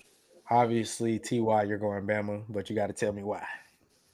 I'll go Bama. Of course, I'm gonna go Bama, but at the same token, though, just being a realist, I want to see how we look versus Oklahoma if we were to win that game and how we win the game. Because you don't want to just slight, as Ohio State just saw, you can't just slight Indiana. But if we were to get past Indiana, I like our path to the championship. Real quick, Tyler, you said like Ohio State just slided Indiana. Did they slide them, or they just not physical enough? To me, they were just some softies just running out there, bro. That's physical, but based upon what I saw in the Ohio State Michigan game, I think you could say that they're physical. I think it was more. I think Ryan Day maybe outsmarted himself on a few things, and I think it's from a schematic standpoint, as Kalen was saying, like Coach Sinetti just outcoached him. Yeah. He just outcoached. So I think when somebody outcoaches you, I think it's maybe because you don't necessarily fear them as much as you should. We've all heard the phrase that like when somebody shows you or tells you who they are, we got to believe them. Caleb Downs told us who they are. He said, when I'm in Alabama, we play hard every week. Yeah. When I go up top to there, we play hard 4 times a week, 4 or 5 times a season. What I can say too, though, with Ohio State is like any other great team with great talent and great coaching, a loss can wake you up. So I think this could, ignite Ohio State to another level that they needed, similar to the Michigan game last year, to go all the way. Very true, Tyler. But you can't just wake up and be physical. You can't just snap your fingers and do that. Like that's why Ohio State was on a 4-game losing streak against Michigan, because Michigan was in those trenches against them, and they couldn't do that. So therefore, I'm thinking bloodbath, SEC versus SEC. Whoever come out of that Oklahoma Bama game, they're gonna be the more physical opponent. And I don't know if Indiana's seen that level of physicality. It took a Tony toe-tap touchdown with 5 seconds left for Indiana to be in the situation they are now, because they almost lost to Penn State. So I'm thinking from the physicality, like I said, when pressure meets the road, like Coach Lawrence used to say in high school, pressure bursts pipes. So when you get close into that new environment, like I said, Bama has a championship pedigree. Yeah, it's yet to be seen with Indiana. I think to a certain extent, though, I mean, you can turn a level of effort and physicality on to a certain extent, and on top of some additional coaching and some schematic things. Similar to last year, like Ohio State did not look physical against Michigan, and then when they got in the college football playoffs, they looked physical, they looked dominant. So I think they have that capability. Now, whether it will happen, I don't know, but I think they have that capability. Yeah, I agree. I think they had a better opportunity to turn it on last year. They like to talk about beating Tennessee. I think that literally was nothing. If I'm being honest, Tennessee was not a formidable opponent.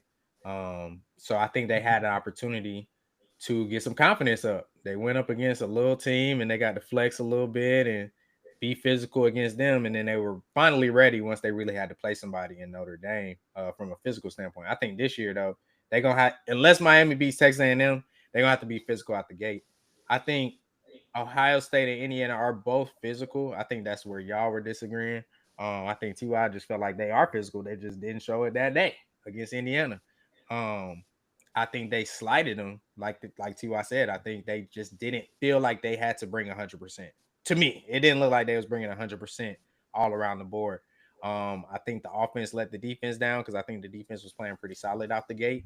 And I think the defense was physical out the gate. And then I think offensively, Indiana found something out and they start getting them numbers. And then at that point, bullying them guys. Elijah Surratt, give me that. Jermaine Matthews, number 7, come here, little guy. That's what they're doing. Back, shoulder, all of those things. To me, that's not physical. I think there's a level. Y'all's corners were maybe not looking as physical and poised in the first half of the season, and they turned. No. Yeah. Those are freshmen, Tyler. They're 18. There's a difference between being 18 and then being like say 20. Everett Robinson, that boys veterans. Yeah, I think there's a different level of physicality when you're talking about DBs. I think that's just I look at it more as being aggressive. Now, I do agree you're not just going to find that tomorrow. You're not going to find aggressiveness tomorrow. I do think there are situations where we've seen my least favorite DB, Dalen Everett. At times, he is literally the quietest cat on the field. And it's like, bro, what are you doing? You're not even trying to put hands on nobody. And then we'll see him against the Texas. We'll see him against Alabama yesterday. I don't even think he looked that great, but he was still aggressive at times. He looked aggressive. He looked physical. I think we'll see if 7, I don't even know his name, 7. Jermaine Matthews. Yeah, Jermaine Matthews. And then Sanchez got cooked, didn't he, Grant, yesterday? Sanchez is always getting cooked. Mr. 5-star DB, tall, 6'3". I feel like it was more. It wasn't too bad, but it was more of 7 and 3. Oh, it was Jermaine Matthews and then Iggy, I think. More so. I thought they had number 2. Iggy's number 1, but I'm a hater, so I watch everybody. I hate Ohio State. I hate Bama, so I watch every single play that they do. And so, like you said, about the turning it on, turning it off, like I said, we got Devin Sanchez as a freshman, so same thing with, with DeMello, freshman versus freshman. So we can compare that, but I don't know. We'll see. We'll see. Have to show me. I think DBs are notorious for turning it on and turning it off because they do have to turn it on and they have to have short-term memory loss for sure as DBs. Have to. I'm not worried about. I thought you were talking about physicality as a whole defense. I do not question Ohio State's front 7 physicality. I think they're definitely very physical from that standpoint. If you talking DBs though, it is something to be questioned. I think it is something to target for sure. I think Texas A&M will come out if they beat Miami, of course, or Miami. I think you would definitely try to go ahead and attack those guys on the outside. If you talking DBs, physicality, yeah, it's there to be questioned. But I think they deserve the opportunity to show me different. But again, it's just like we talk about with Arch front running. It's easy to flex up over the wide receiver over the ground, and you playing Rutgers. Sonny Styles. We talked about it last night. Sonny Styles. Ooh, Arvell Reese. Where y'all boys at? I ain't even seeing y'all. I'm not even hearing y'all last night. Hey, I ain't gonna lie. Arvell Reese hasn't. Come on now. He had one big hit, and then he was quiet. I think they just got outcoached. I think they did to they did to Ohio State kind of what people used to do with us when you talking about Jalen Walker. Did Roquan ever go quiet like that, Caleb? Roquan or Jalen Walker? Because I'm just saying, because like Arvell Reese, top 8, top 10 pick, Butkus Award winner, and a hush fell over the crowd. So at the level of physicality, I'm thinking like, so we've had a 12 game sample size. We ain't never seen y'all do like this. But your own All-American safety tells us that y'all only have 4 to 5 games per season. And so when you get to one of these physical games, then you kind of wet the bed. So now I can only be left to observe that, okay, when you play Michigan State, when you play in Illinois, cool, Evan, y'all's defense looking like SEC. But then when you're playing against somebody that's actually comparable to you, then all the Arvell Reese, the Sonny Styles, the Caden McDonald's, we don't really hear about y'all no more. And that's not consistent. A great game though. I don't know. I disagree there. Caden had a good game. I'm not gonna say Caden was all over the face, but Arvell Reese, Sonny Styles.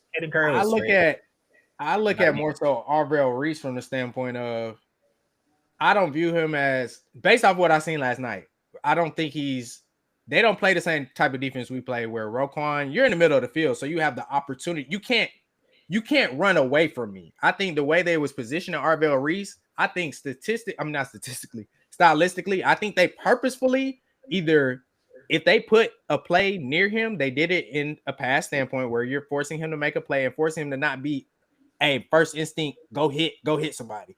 So if you do that, I'm passing it right behind you. I think they purposely did that. I don't think he was quiet. I think they purposely, all right, we're gonna run away from you and we're gonna pass to you. So I feel like that with Arvell Reese. I think that's why I feel like the offense of Ohio State let them down. I feel like Ohio State set the tone at the beginning, smack Buddy right in the mouth. I think the front seven was physical the whole time when they could be. I think Indiana said, hey, why we finna go straight head up with y'all every single play? We're going to run the ball because we need to run the ball. And if we get 2 yards, so be it. If we get 3 yards, so be it. But we're going to still try. But I'm going to scheme my guys open and force y'all to the point where all that aggressiveness and just see ball, hit ball, you can't see the ball. So now how you going to hit it? I'm throwing over you, throwing behind you. Arvell Reese, the plays behind him now, he don't have an opportunity. So I wouldn't say they wasn't physical from that standpoint. I wouldn't even say he was quiet. I think they just purposely, which I think that's what you should do. If you're going to put your best defensive player on one side of the field, perfect. I'm finna run the play over here. Say less. Put Caleb Downs over there. Say no more. I'm throwing to the other side. He's sweet. I think that's just simply what happened. I think Ohio State is going to have to either get them DBs. They're going to have to all be dogs, or it's going to have to be a standpoint of where everybody's going to have to. I mean, I think that's the only option. Everybody has to step up. Arvell Reese is a great guy. I think he's a great player. Caleb Downs is obviously the best defensive player in the nation, but safety, while being a safety, you have an opportunity to run downhill and be a part of anything. It's going to take you a minute to be a part of everything, though, and you can't be a part of every pass down. So, question for y'all. As Bama and Georgia fans, has a team ever displaced our linebackers or made our linebackers so quiet like Indiana did Ohio State last night? I've not seen it. Throughout the course of an entire game. No, I'm just talking about over the last few seasons, whether it was Roquan, Jalen Walker. The only reason I might say this, and I'm not a resident Bama fan, but Deontay Lawson was coming off of injury last year. But this will be the only time. But y'all have had Reuben Foster. Y'all have had dogs at middle linebacker that run 53.5 yards, sideline to sideline. So no matter what y'all doing, you're not preventing a Reuben Foster or a Roquan or Jalen from getting to the ball. In my opinion, and like I said, SEC, maybe it's apples to oranges, but that was just kind of my observation. We had a couple of matchups with Ole Miss that has kind of had our linebackers out of place. That's just lame. Yeah, I think, but not quiet though. Not a quiet game. Like I think it has been because it can be considered quiet, but it's like I just didn't give you the opportunity to make no noise. I'm running plays away from you. I'm spreading y'all out. I'm putting linebackers on receivers. I'm putting linebackers on running back. I may not throw to the running back, but now you out my way. I think with Indiana Ohio State matchup, Indiana was just like sneaky physical on top of being like well coached. And I think even with that, right, it was still a 3-point game. If Ryan Day probably would have kicked the field goal sooner, the other field goal could at least send it overtime or won the game. So I think that Ohio State matchup is marginal. I would say like if Indiana won like 30-10, I think you could say like, man, like Ohio State isn't physical. But for them to kind of keep it in that dogfight that it was, I mean, I think it was all marginal, and I think it's correctable.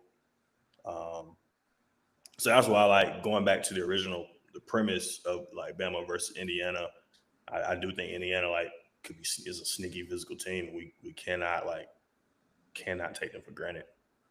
I think Indiana will force every team to be solid all around. If they pick at your weakest person and your weakest person ain't physical, they probably gonna win, or they will prevail. And I think that's what happened to Ohio State. I think they picked on the right people, and they made that a possibility by scheming them. I don't even think they schemed people open necessarily. I think they did that a little bit with the tight ends with Indiana, but I think they attacked 7 and they attacked 3 strategically, and they knew who to attack. I think everybody just has to be ready to roll when you play in Indiana, because I think scheme wise they're going to make everybody play, and they're going to attack your weaknesses. So I think we'll see. I think they are. I still just think Ohio State's physical, but I think they just sometimes, like when we play Ole Miss, being the most physical might not win you the game if you don't even know where the ball at, if you aren't in position. So I think that's what'll happen to Ohio State. The guys that aren't Arvell Reese and aren't Caleb Downs, they weren't ready to play, in my opinion. So I think you stay away from 2. Last night it looked like you good. So I wouldn't say they're not physical. I just think they attack them other corners and they're not looking so good. But like Tyler said, they have an opportunity to redeem themselves. They did it last year. I wouldn't slight them. I just think this year, this ain't no cupcake. I would say I thought the Tennessee game was cupcake. I didn't think Tennessee had a chance last year against Ohio State, especially in Ohio State. But I think Texas A&M is definitely a way tougher test after a humbling loss than Tennessee was. I think Tennessee was just an ego booster, if I'm being honest. So we can see. Um, and we can go ahead and predict that one. Skip Georgia real quick. Ole Miss. How do y'all see that Texas A&M Ohio State game? A&M. I mean, I'm sorry, Texas A&M Ohio State. Yeah. I mean, that depends. Like I said, I think if A&M can cause Carson Beck, I'm going backwards. If A&M can cause Carson Beck to make mistakes, I think A&M will win. Ohio State, you're going to have to play a little bit more clean. Not a little bit, a lot more clean, in my opinion. You're going to have to cause havoc. Find a way to corral Jeremiah Smith. I think the bigger thing, though, figuring if you can stop the run and actually make them pass happy so that they don't have to be ahead of the stakes. At some point they're going to try to get a shot to Jeremiah or Carnell Tate. That's just what they do. But stopping a run and stopping Bo Jackson, I think you make them one-dimensional. You can allow Cassius Howell to get after the quarterback. You can allow that defensive line to be in more of a pass rush like mindset and try to rush the passer a little bit more. That's kind of like the one thing. I don't really think like them playing in the Cotton Bowl really going to be of any benefit necessarily, even though it is in Texas, because Ohio State fans travel a lot. That's true. Yeah, I think Matt Patricia could give Marcel Reed some issues schematically. I think you could, especially. I don't think Marcel Reed is that good outside of play action or He's dynamic. yeah, I say he's dynamic. I just feel like when he got to sit in the pocket, I don't think he's somebody you got to blitz. I think if you just contain, literally set the edges, I think it's very hard for him to be accurate at times. So I can see him having trouble against Ohio State scoring from that aspect if they have to get into those situations. So they could very well be able to run the ball. But I think Ohio State, I think his name's Jacob, right? Jacob York, linebacker for Texas A&M. I York. think Might be. I think he I think they'll have a hard time running the ball, if I'm being honest. I feel like he's very intelligent. I think he always knows when it is a run, where it's going. I don't think they're gonna be able to fool him. And I think man for man running the ball, I don't think they'll really be able to open the run game up against Texas A&M. I I, don't really see it. I ain't gonna lie. I got Ohio State against A&M in that game though. I I feel don't like know. I'm gonna go. it'll be a strongly contested battle. I will say that, but I think Ohio State probably is the better talented team. Does the better talented team always win every Saturday? Not at all. They should have won yesterday, but we will see. I find it hard to believe Ohio State loses 2 in a row like that. I think it'll be extremely close. I'm gonna pick Texas A&M for now. I want to just because I know it's gonna be them, and I might change my pick after I see what Texas A&M look like. The only thing I want to see is, or I'm interested to see, I think Miami has some great weapons on the outside, from the wide receiver position. Even if it's not just great weapons or talent, I feel like they have some nice route trees. I think they have good offensive concepts. I want to see how they defend that on the outside from a team that you aren't familiar with, players you aren't necessarily familiar with. I'll be interested to see that.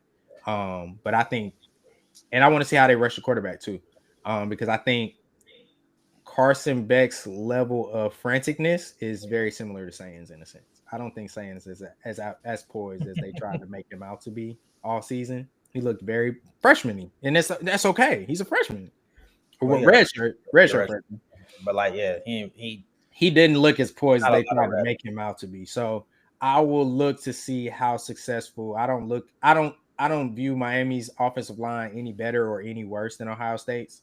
So I think it's about even offensive line wise. So I'll be interested to see how successful Texas A&M is at making Carson Beck uncomfortable. I think that will give me a view as to how frantic they will make Julian Sand. It's hard for me to see them losing twice like that very quick. But go ahead, B. Well, I mean, to your point about the O-line thing, I personally would say that Miami's O-line is definitely way better than Ohio State's. You think way better? I would say better for sure. Hands down. Ohio State, if we get on one of our close friends for that. They still got 2 transfers on the offensive line right now at Ohio State again. And you just had the starting left tackle for the Kansas City Chiefs that they got as a transfer last year. So they're not finding consistency in recruiting from on the O-line. And then we are seeing that Jackson Cantwell and all these other, and Francis Mauigoa for Miami. So I would definitely say that they have a way better O-line at Miami than they do at Ohio State. However, but like I said, if that O-line gets depleted, gets destroyed, then O State could be in for a long day. I feel like I guess I'm viewing it off of what I've seen from Miami. I think talent-wise, for sure, I think they both had to replace O-lines to an extent. I just think Miami is definitely better coached as O-line. I mean, your head coach is an O-lineman coach. Like that's his niche.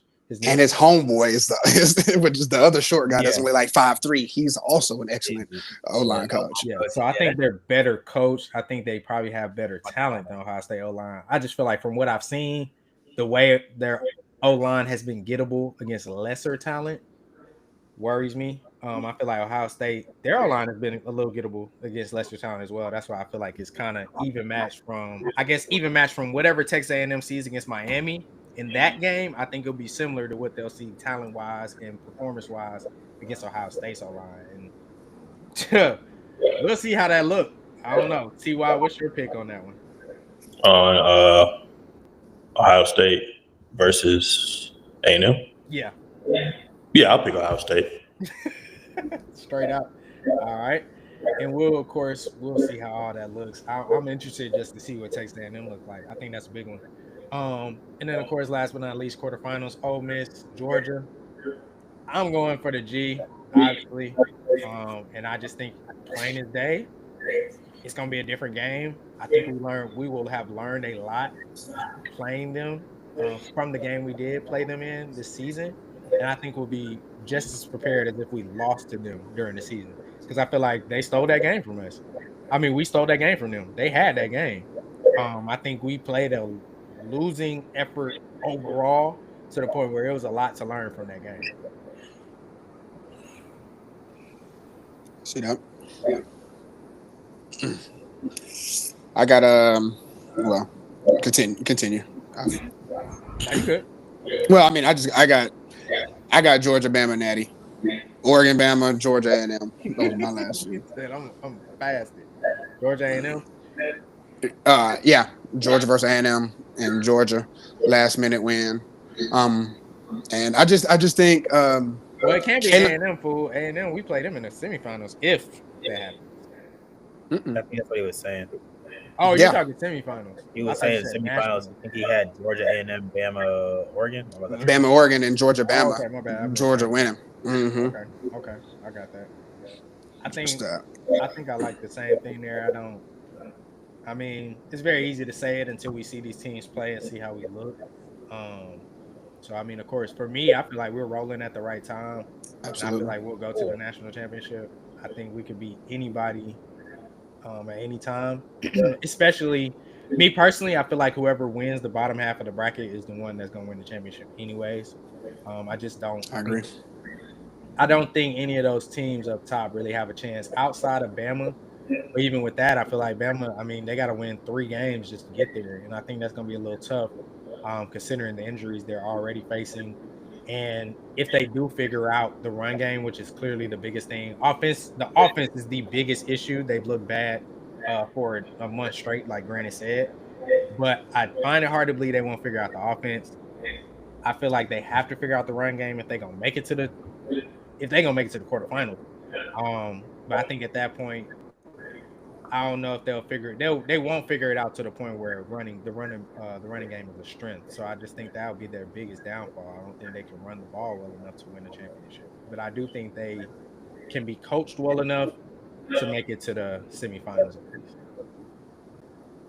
And the schemes too, Ryan Grubb and Yeah. Kalen DeBoer. I am a believer in them. I've seen it. I mean, they burned us. I've seen it in the NFL with Ryan Grubbs. I've seen it at Washington. And so offensively, and then like I said, you got to think about it like this. We ain't even doing no cute nothing right now with Caden Proctor and all of that. But bro, once they get one, I can see Bama. That's all the continuity they need to get rolling, and then they'll be able to to potentially tap dance on Indiana because I don't think Indiana has seen what a furious Bama's looking like. That's real. How your what's your semifinals looking like, GP? I think I got Georgia, Ohio State, and then I think Oregon will beat Texas Tech. If Bama's healthy, I'll pick them over Indiana. If they're not, I'm gonna pick Indiana. That's valid. I think you'll get a.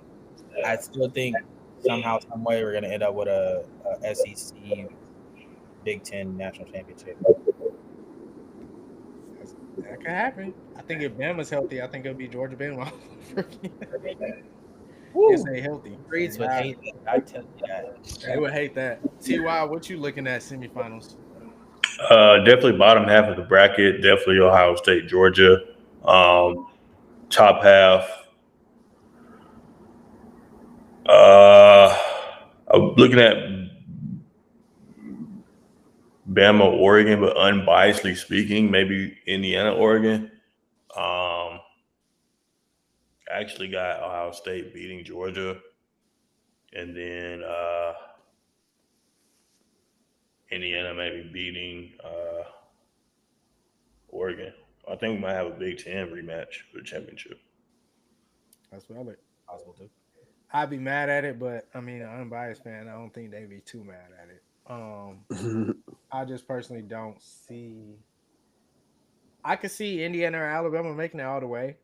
I just don't know. I think I just find it hard. I think they could definitely beat Oklahoma. Yeah, I think we may have too much to clean up to make it all the way to the Natty. Yeah, that run game is just so worrisome. But I think it's hard to. I think y'all could beat Indiana just from an offensive standpoint. If y'all fix the offense and y'all can just get points on the board and get the ball out, I think y'all can beat Indiana Yeah, because I think the defense will stop them. I think going up against Oregon, going up against Dan Lanning is when you're gonna have a problem. I think ain't no scheme in the world gonna be able to cover up a run game. That's not happening. So I think that's where y'all run into trouble. And maybe I'm crazy when I'm looking at Oklahoma. It's just hard for me to believe that they can defense their way. Because I guess when I'm looking at these games, looking at these teams, I always think about the standpoint that what does their offense look like? Not necessarily at their worst, but just at their average. And Oklahoma's average offense is probably a lot of other teams' worst offense. Like, I mean, I'm the other way around.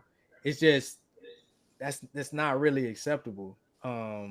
It's unorthodox, but they're able to execute, bro. No, I'm saying from an average. I'm just saying if you're not having the best, if Oklahoma's not having the best day, they're the worst offense. If you take everybody's not best day offense, they're the worst out of everybody's. I would compare Oklahoma's offense to A&M's offense. Like on a not good day though. Let me explain it. Let me explain it why. Marcel Reed is not a proficient passer of the football deep down the field. He's not. That's not his forte, because you just got Casey Concepcion from NC State, and he just got his first touchdown 2 weeks ago.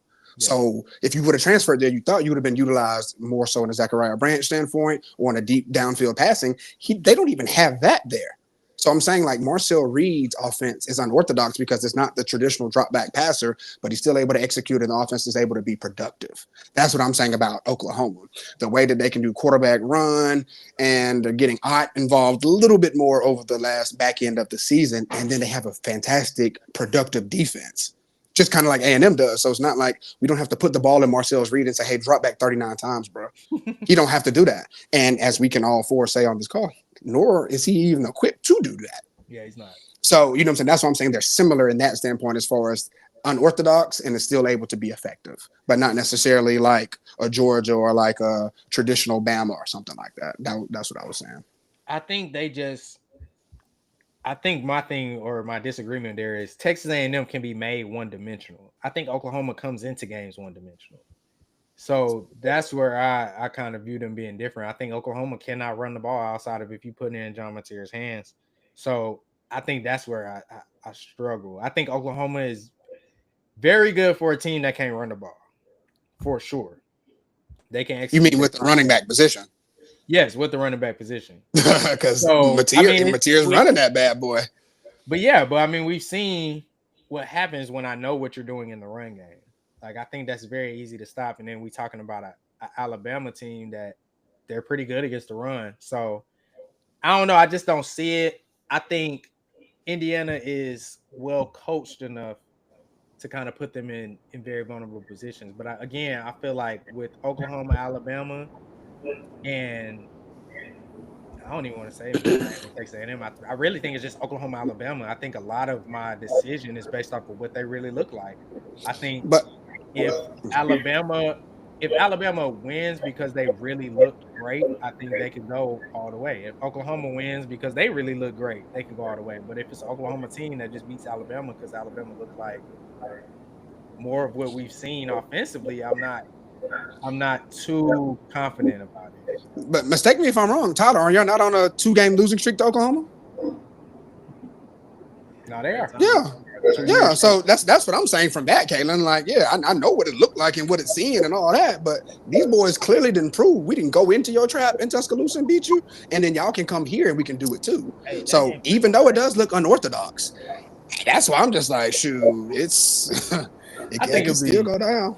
I think it'll be hard to beat them twice too, though. But I'm more so looking at Oklahoma. That's why I picked Bama. That's why I think it was hard to beat them twice. But I think I'm looking at Oklahoma pass if they beat Bama. I don't know how I feel about them against other teams that have all this time period to plan for you.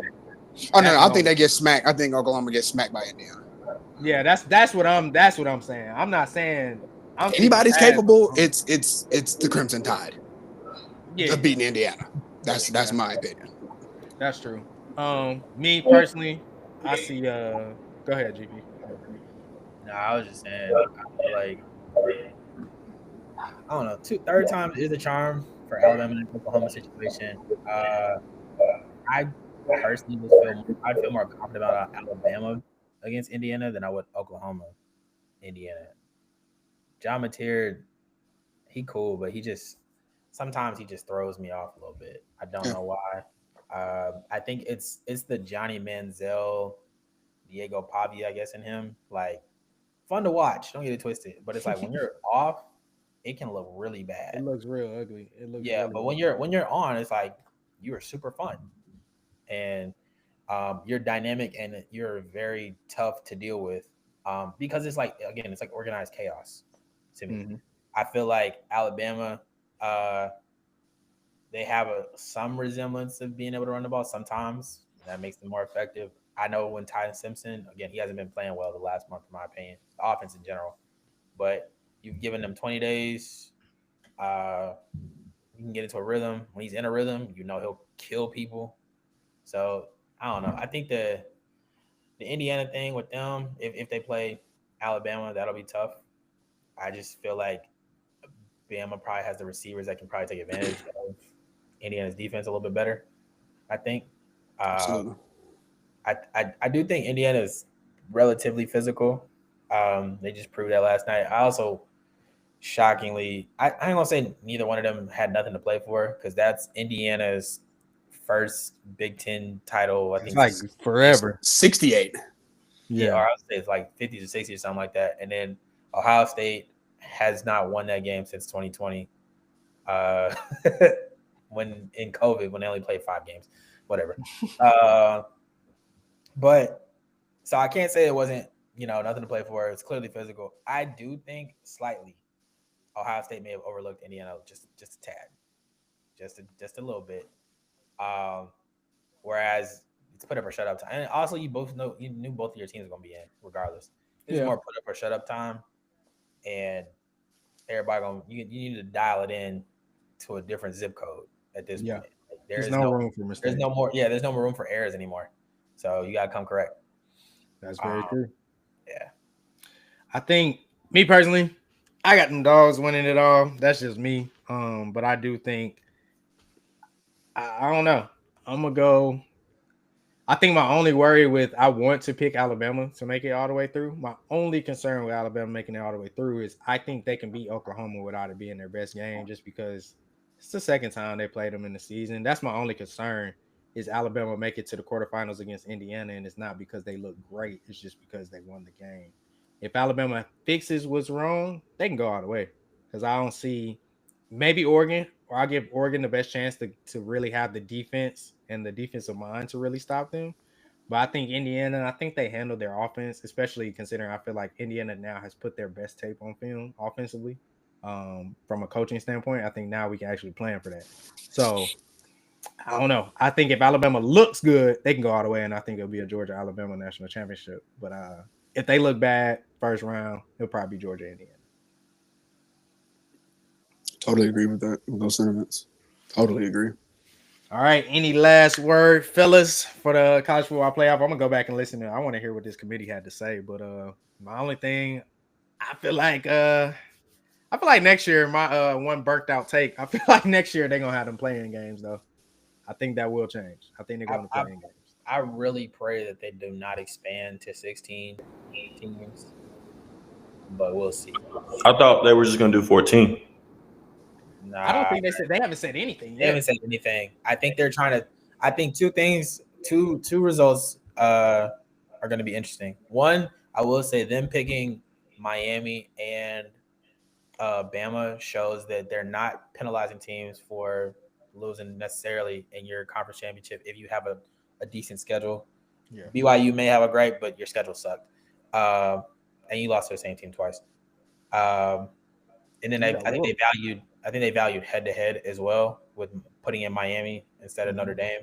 Why play then if you don't value head to head? Exactly. You have to. And then I will say, depending on the scores of Tulane, Ole Miss, and JMU, Oregon, I think that'll determine if they care about auto bids anymore. Because, boy, if they get scrubbed, then it's just like, do I really want to give an auto bid to, G5 schools just because when I could have put in, the top 12, we could have just ranked these teams and I could have had in a Texas as well. And I could have had in a Notre Dame in this matchup or a BYU, I guess, as well here. I don't know I think that's going to be something to look at. If they keep those games relatively close in some capacity, then maybe they'll keep it. But in the spirit of like fairness or whatever. Unfortunately, though, I do feel like this is going to get expanded. Too many crybabies right now. I think it's disgusting. I mean, this isn't the NFL. So I do think personally it is disgusting in college football to have, even though like Ohio State was one of the top 3 talented teams last year. Georgia lost 2 games last year. I don't think we should have been able to compete for a national championship. I think 2 and 3 lost teams should not be able to compete for natties right now. Like the college football separates itself from like other sports because you have to be perfect. I think that's what has made it unique a little bit. you have to be perfect or show some resemblance of perfection, even if you lost like one game, to show what you was about. Yeah, So I think the only thing is we got to look at how it all started. So I think they'll start trying to adjust things. Hopefully, I hope they will start adjusting things to the landscape of college football today. Because I mean, at the originally you had 4 auto bids when we expanded, and they were at that time you had you had 5 conferences that were considered elite. So you're only leaving one out technically at that time. Now you only have 4, and then you still have now we have 5 spots. You only have 4 power conferences, then you have 5 spots. You're automatically leaving a spot for that G5 and then potentially all 4 power conferences. However, we see how maybe one of those power conferences is not that great in the ACC. So now you got 2 G5s in, and you kind of water down the product a little bit in the first round. But we'll see if they actually can hold up. I think they might adjust that to the point where we're kind of looking at maybe less or no auto bids. I think it should really just be none, maybe. it shouldn't be Um, bids at all. and you just keep it that. Um, I think Yeah, this might be the only chance G5s get right here. This might be their chance. I totally agree with Grant. Because you got to think about it, right? You pull that bracket up, take out JMU or Tulane, insert Notre Dame. We have an awesome, just an awesome, or even First Texas. round. We have an awesome. Well, that's your fault. That's their fault, Tyler. No, I'm not saying. You're one of the only schools walking around independent. Join a No, conference, and you would I'm not have saying. beat Duke, and then you would have been in. No, I'm not. I'm not saying. I'm not trying to take up for them. I'm saying from a football, just a Yeah. football standpoint. Like, man, that would just make some really good football. Yeah. They were in. I mean, I definitely feel that, but my thing is, they went 65% there. Like from a football perspective, they have to play like five ACC teams or 4 ACC. That's how they had the straight up head to head comparison to Miami because they both played 4 of the same teams. They played Pitt, they played all of these other teams. So it was like you half did it. So you're in our conference for football standpoint, but you want to take and beat all our opponents. But then now because you're not actually in a conference, you don't belong to a home. You're SOL. Yeah, no, I feel you. I'm with you. I think they should join the conference, but it's probably not gonna happen. I feel like if they take away auto bids, it's definitely not gonna happen. They definitely not gonna do it. Oh, they're gonna stay where they're doing then if they take away Yeah, auto bids because then they would have been good. They would have been good today. Renege on the ACC 4 games. We take away the auto bids. That would be the only reason I think we should keep auto bids. And I'm honestly kind of cool with auto bids. I think maybe it's kind of hard to do. I think honestly, auto bids should be based off of conference, not conference champions. But I don't think those numbers will ever match what they truly should be. I think they'll never give us more auto bids than the Big Ten, and I think we deserve more. Period. So I don't think it'll ever work. I feel like the auto bid thing really only works if you shrink the playoff field. You would have had to shrink it to 8. 8, yeah. Which I think also would not have had these expanded conferences necessarily either. Like you got like 20 team conferences. You would have gone. You probably. I mean, obviously, TV deal is a situation here. Yeah, I think that's all about deals and the Pac-12 leaving. I don't think the Pac-12 is involved because. But I'm saying you'd still have the Pac-12. I could visually understand an SEC champion, a Big Ten champion, an ACC champion, a Pac-12, Big 12. Give me my G5 and like 2 at large. I'd be like, all right, cool. Like you won your conference championship. It makes more sense. Now we're gonna see who the best conference really is.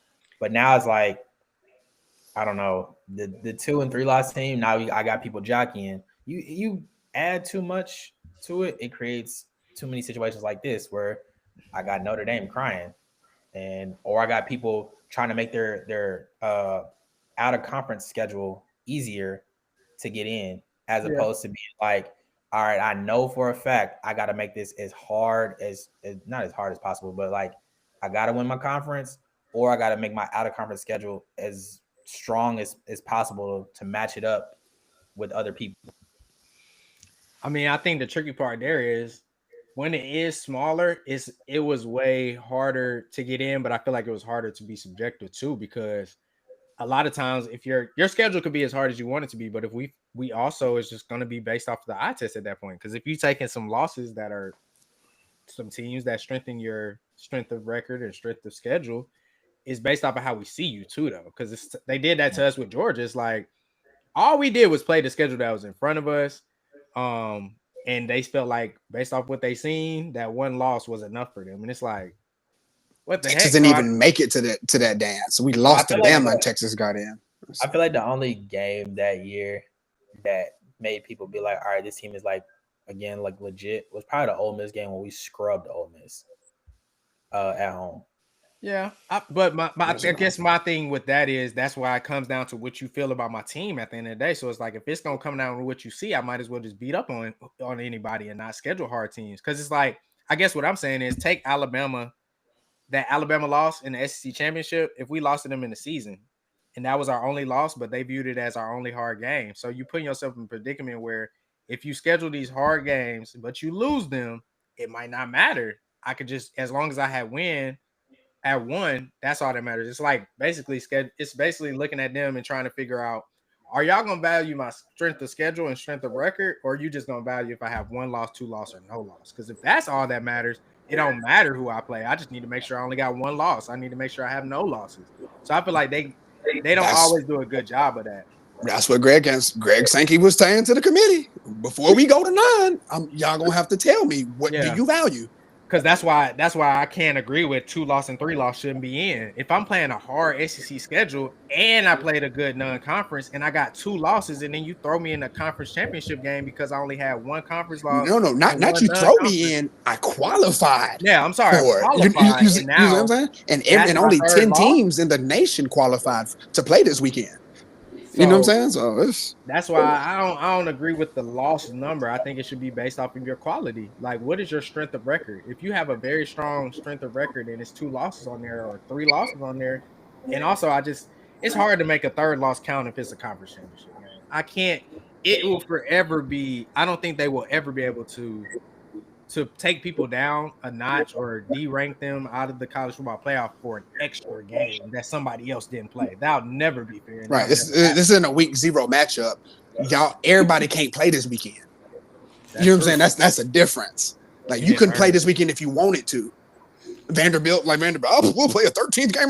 That's not possible, buddy.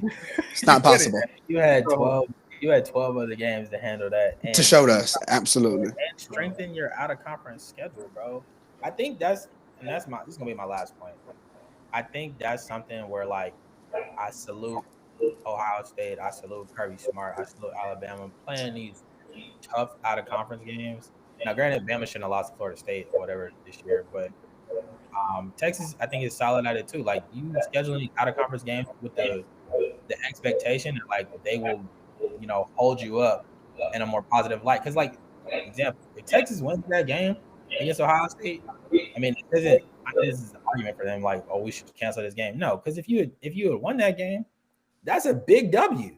And you're going to use that the whole year and be like, we went into Ohio State, just like last year. Y'all went in the Michigan spot, beat the brakes off them, and y'all in the playoff. Easy. Even after you lost the SEC championship to Georgia. Like, nah, man. I think all conferences need to schedule tougher games out of conference. But I mean, I also think that there probably needs to be more balance within conferences. I don't think other conferences necessarily require that. They don't. I don't think we'll ever get to an equality from a strength of schedule standpoint until we get a commissioner and somebody else is scheduling these games. We never probably really gonna get that for real. And that is what it is until further notice, for real. But I think we could get closer to that if they just come out and say strength of record matters, strength of schedule matters, and really release the rankings of those things and so that we can see where teams are. And y'all have to base y'all decisions off of that. I think that will solidify. We have to schedule harder opponents. So it's like you looking at BYU. Yeah, y'all got 1 loss, 2 loss. I think even if they only had 1 loss in that game, Texas Tech game was their only loss, I don't think they deserve to be in from my standpoint because your strength of record and strength of schedule is so bad. You lost to the only good team you played. So I think teams like a BYU don't deserve to have 1 loss and that loss being your conference championship. I feel like people just have to be viewed differently when we're looking at strength of schedule and strength of record. Agree. Well, that's just me. Any last word, fellas, before we get out of here? Good, man. Discussion. Yeah, great talk, man. Thank y'all for having me. I'll see y'all on the other side, man. Of course, T.Y. We'll invite you back, Yes, brother, sir. especially since Bama's in that bracket. But that's it for the Saturday Sanctuary, man. We'll holla at y'all later. Appreciate y'all tuning in. Make sure you like, comment, and subscribe. Holla. Peace. Peace.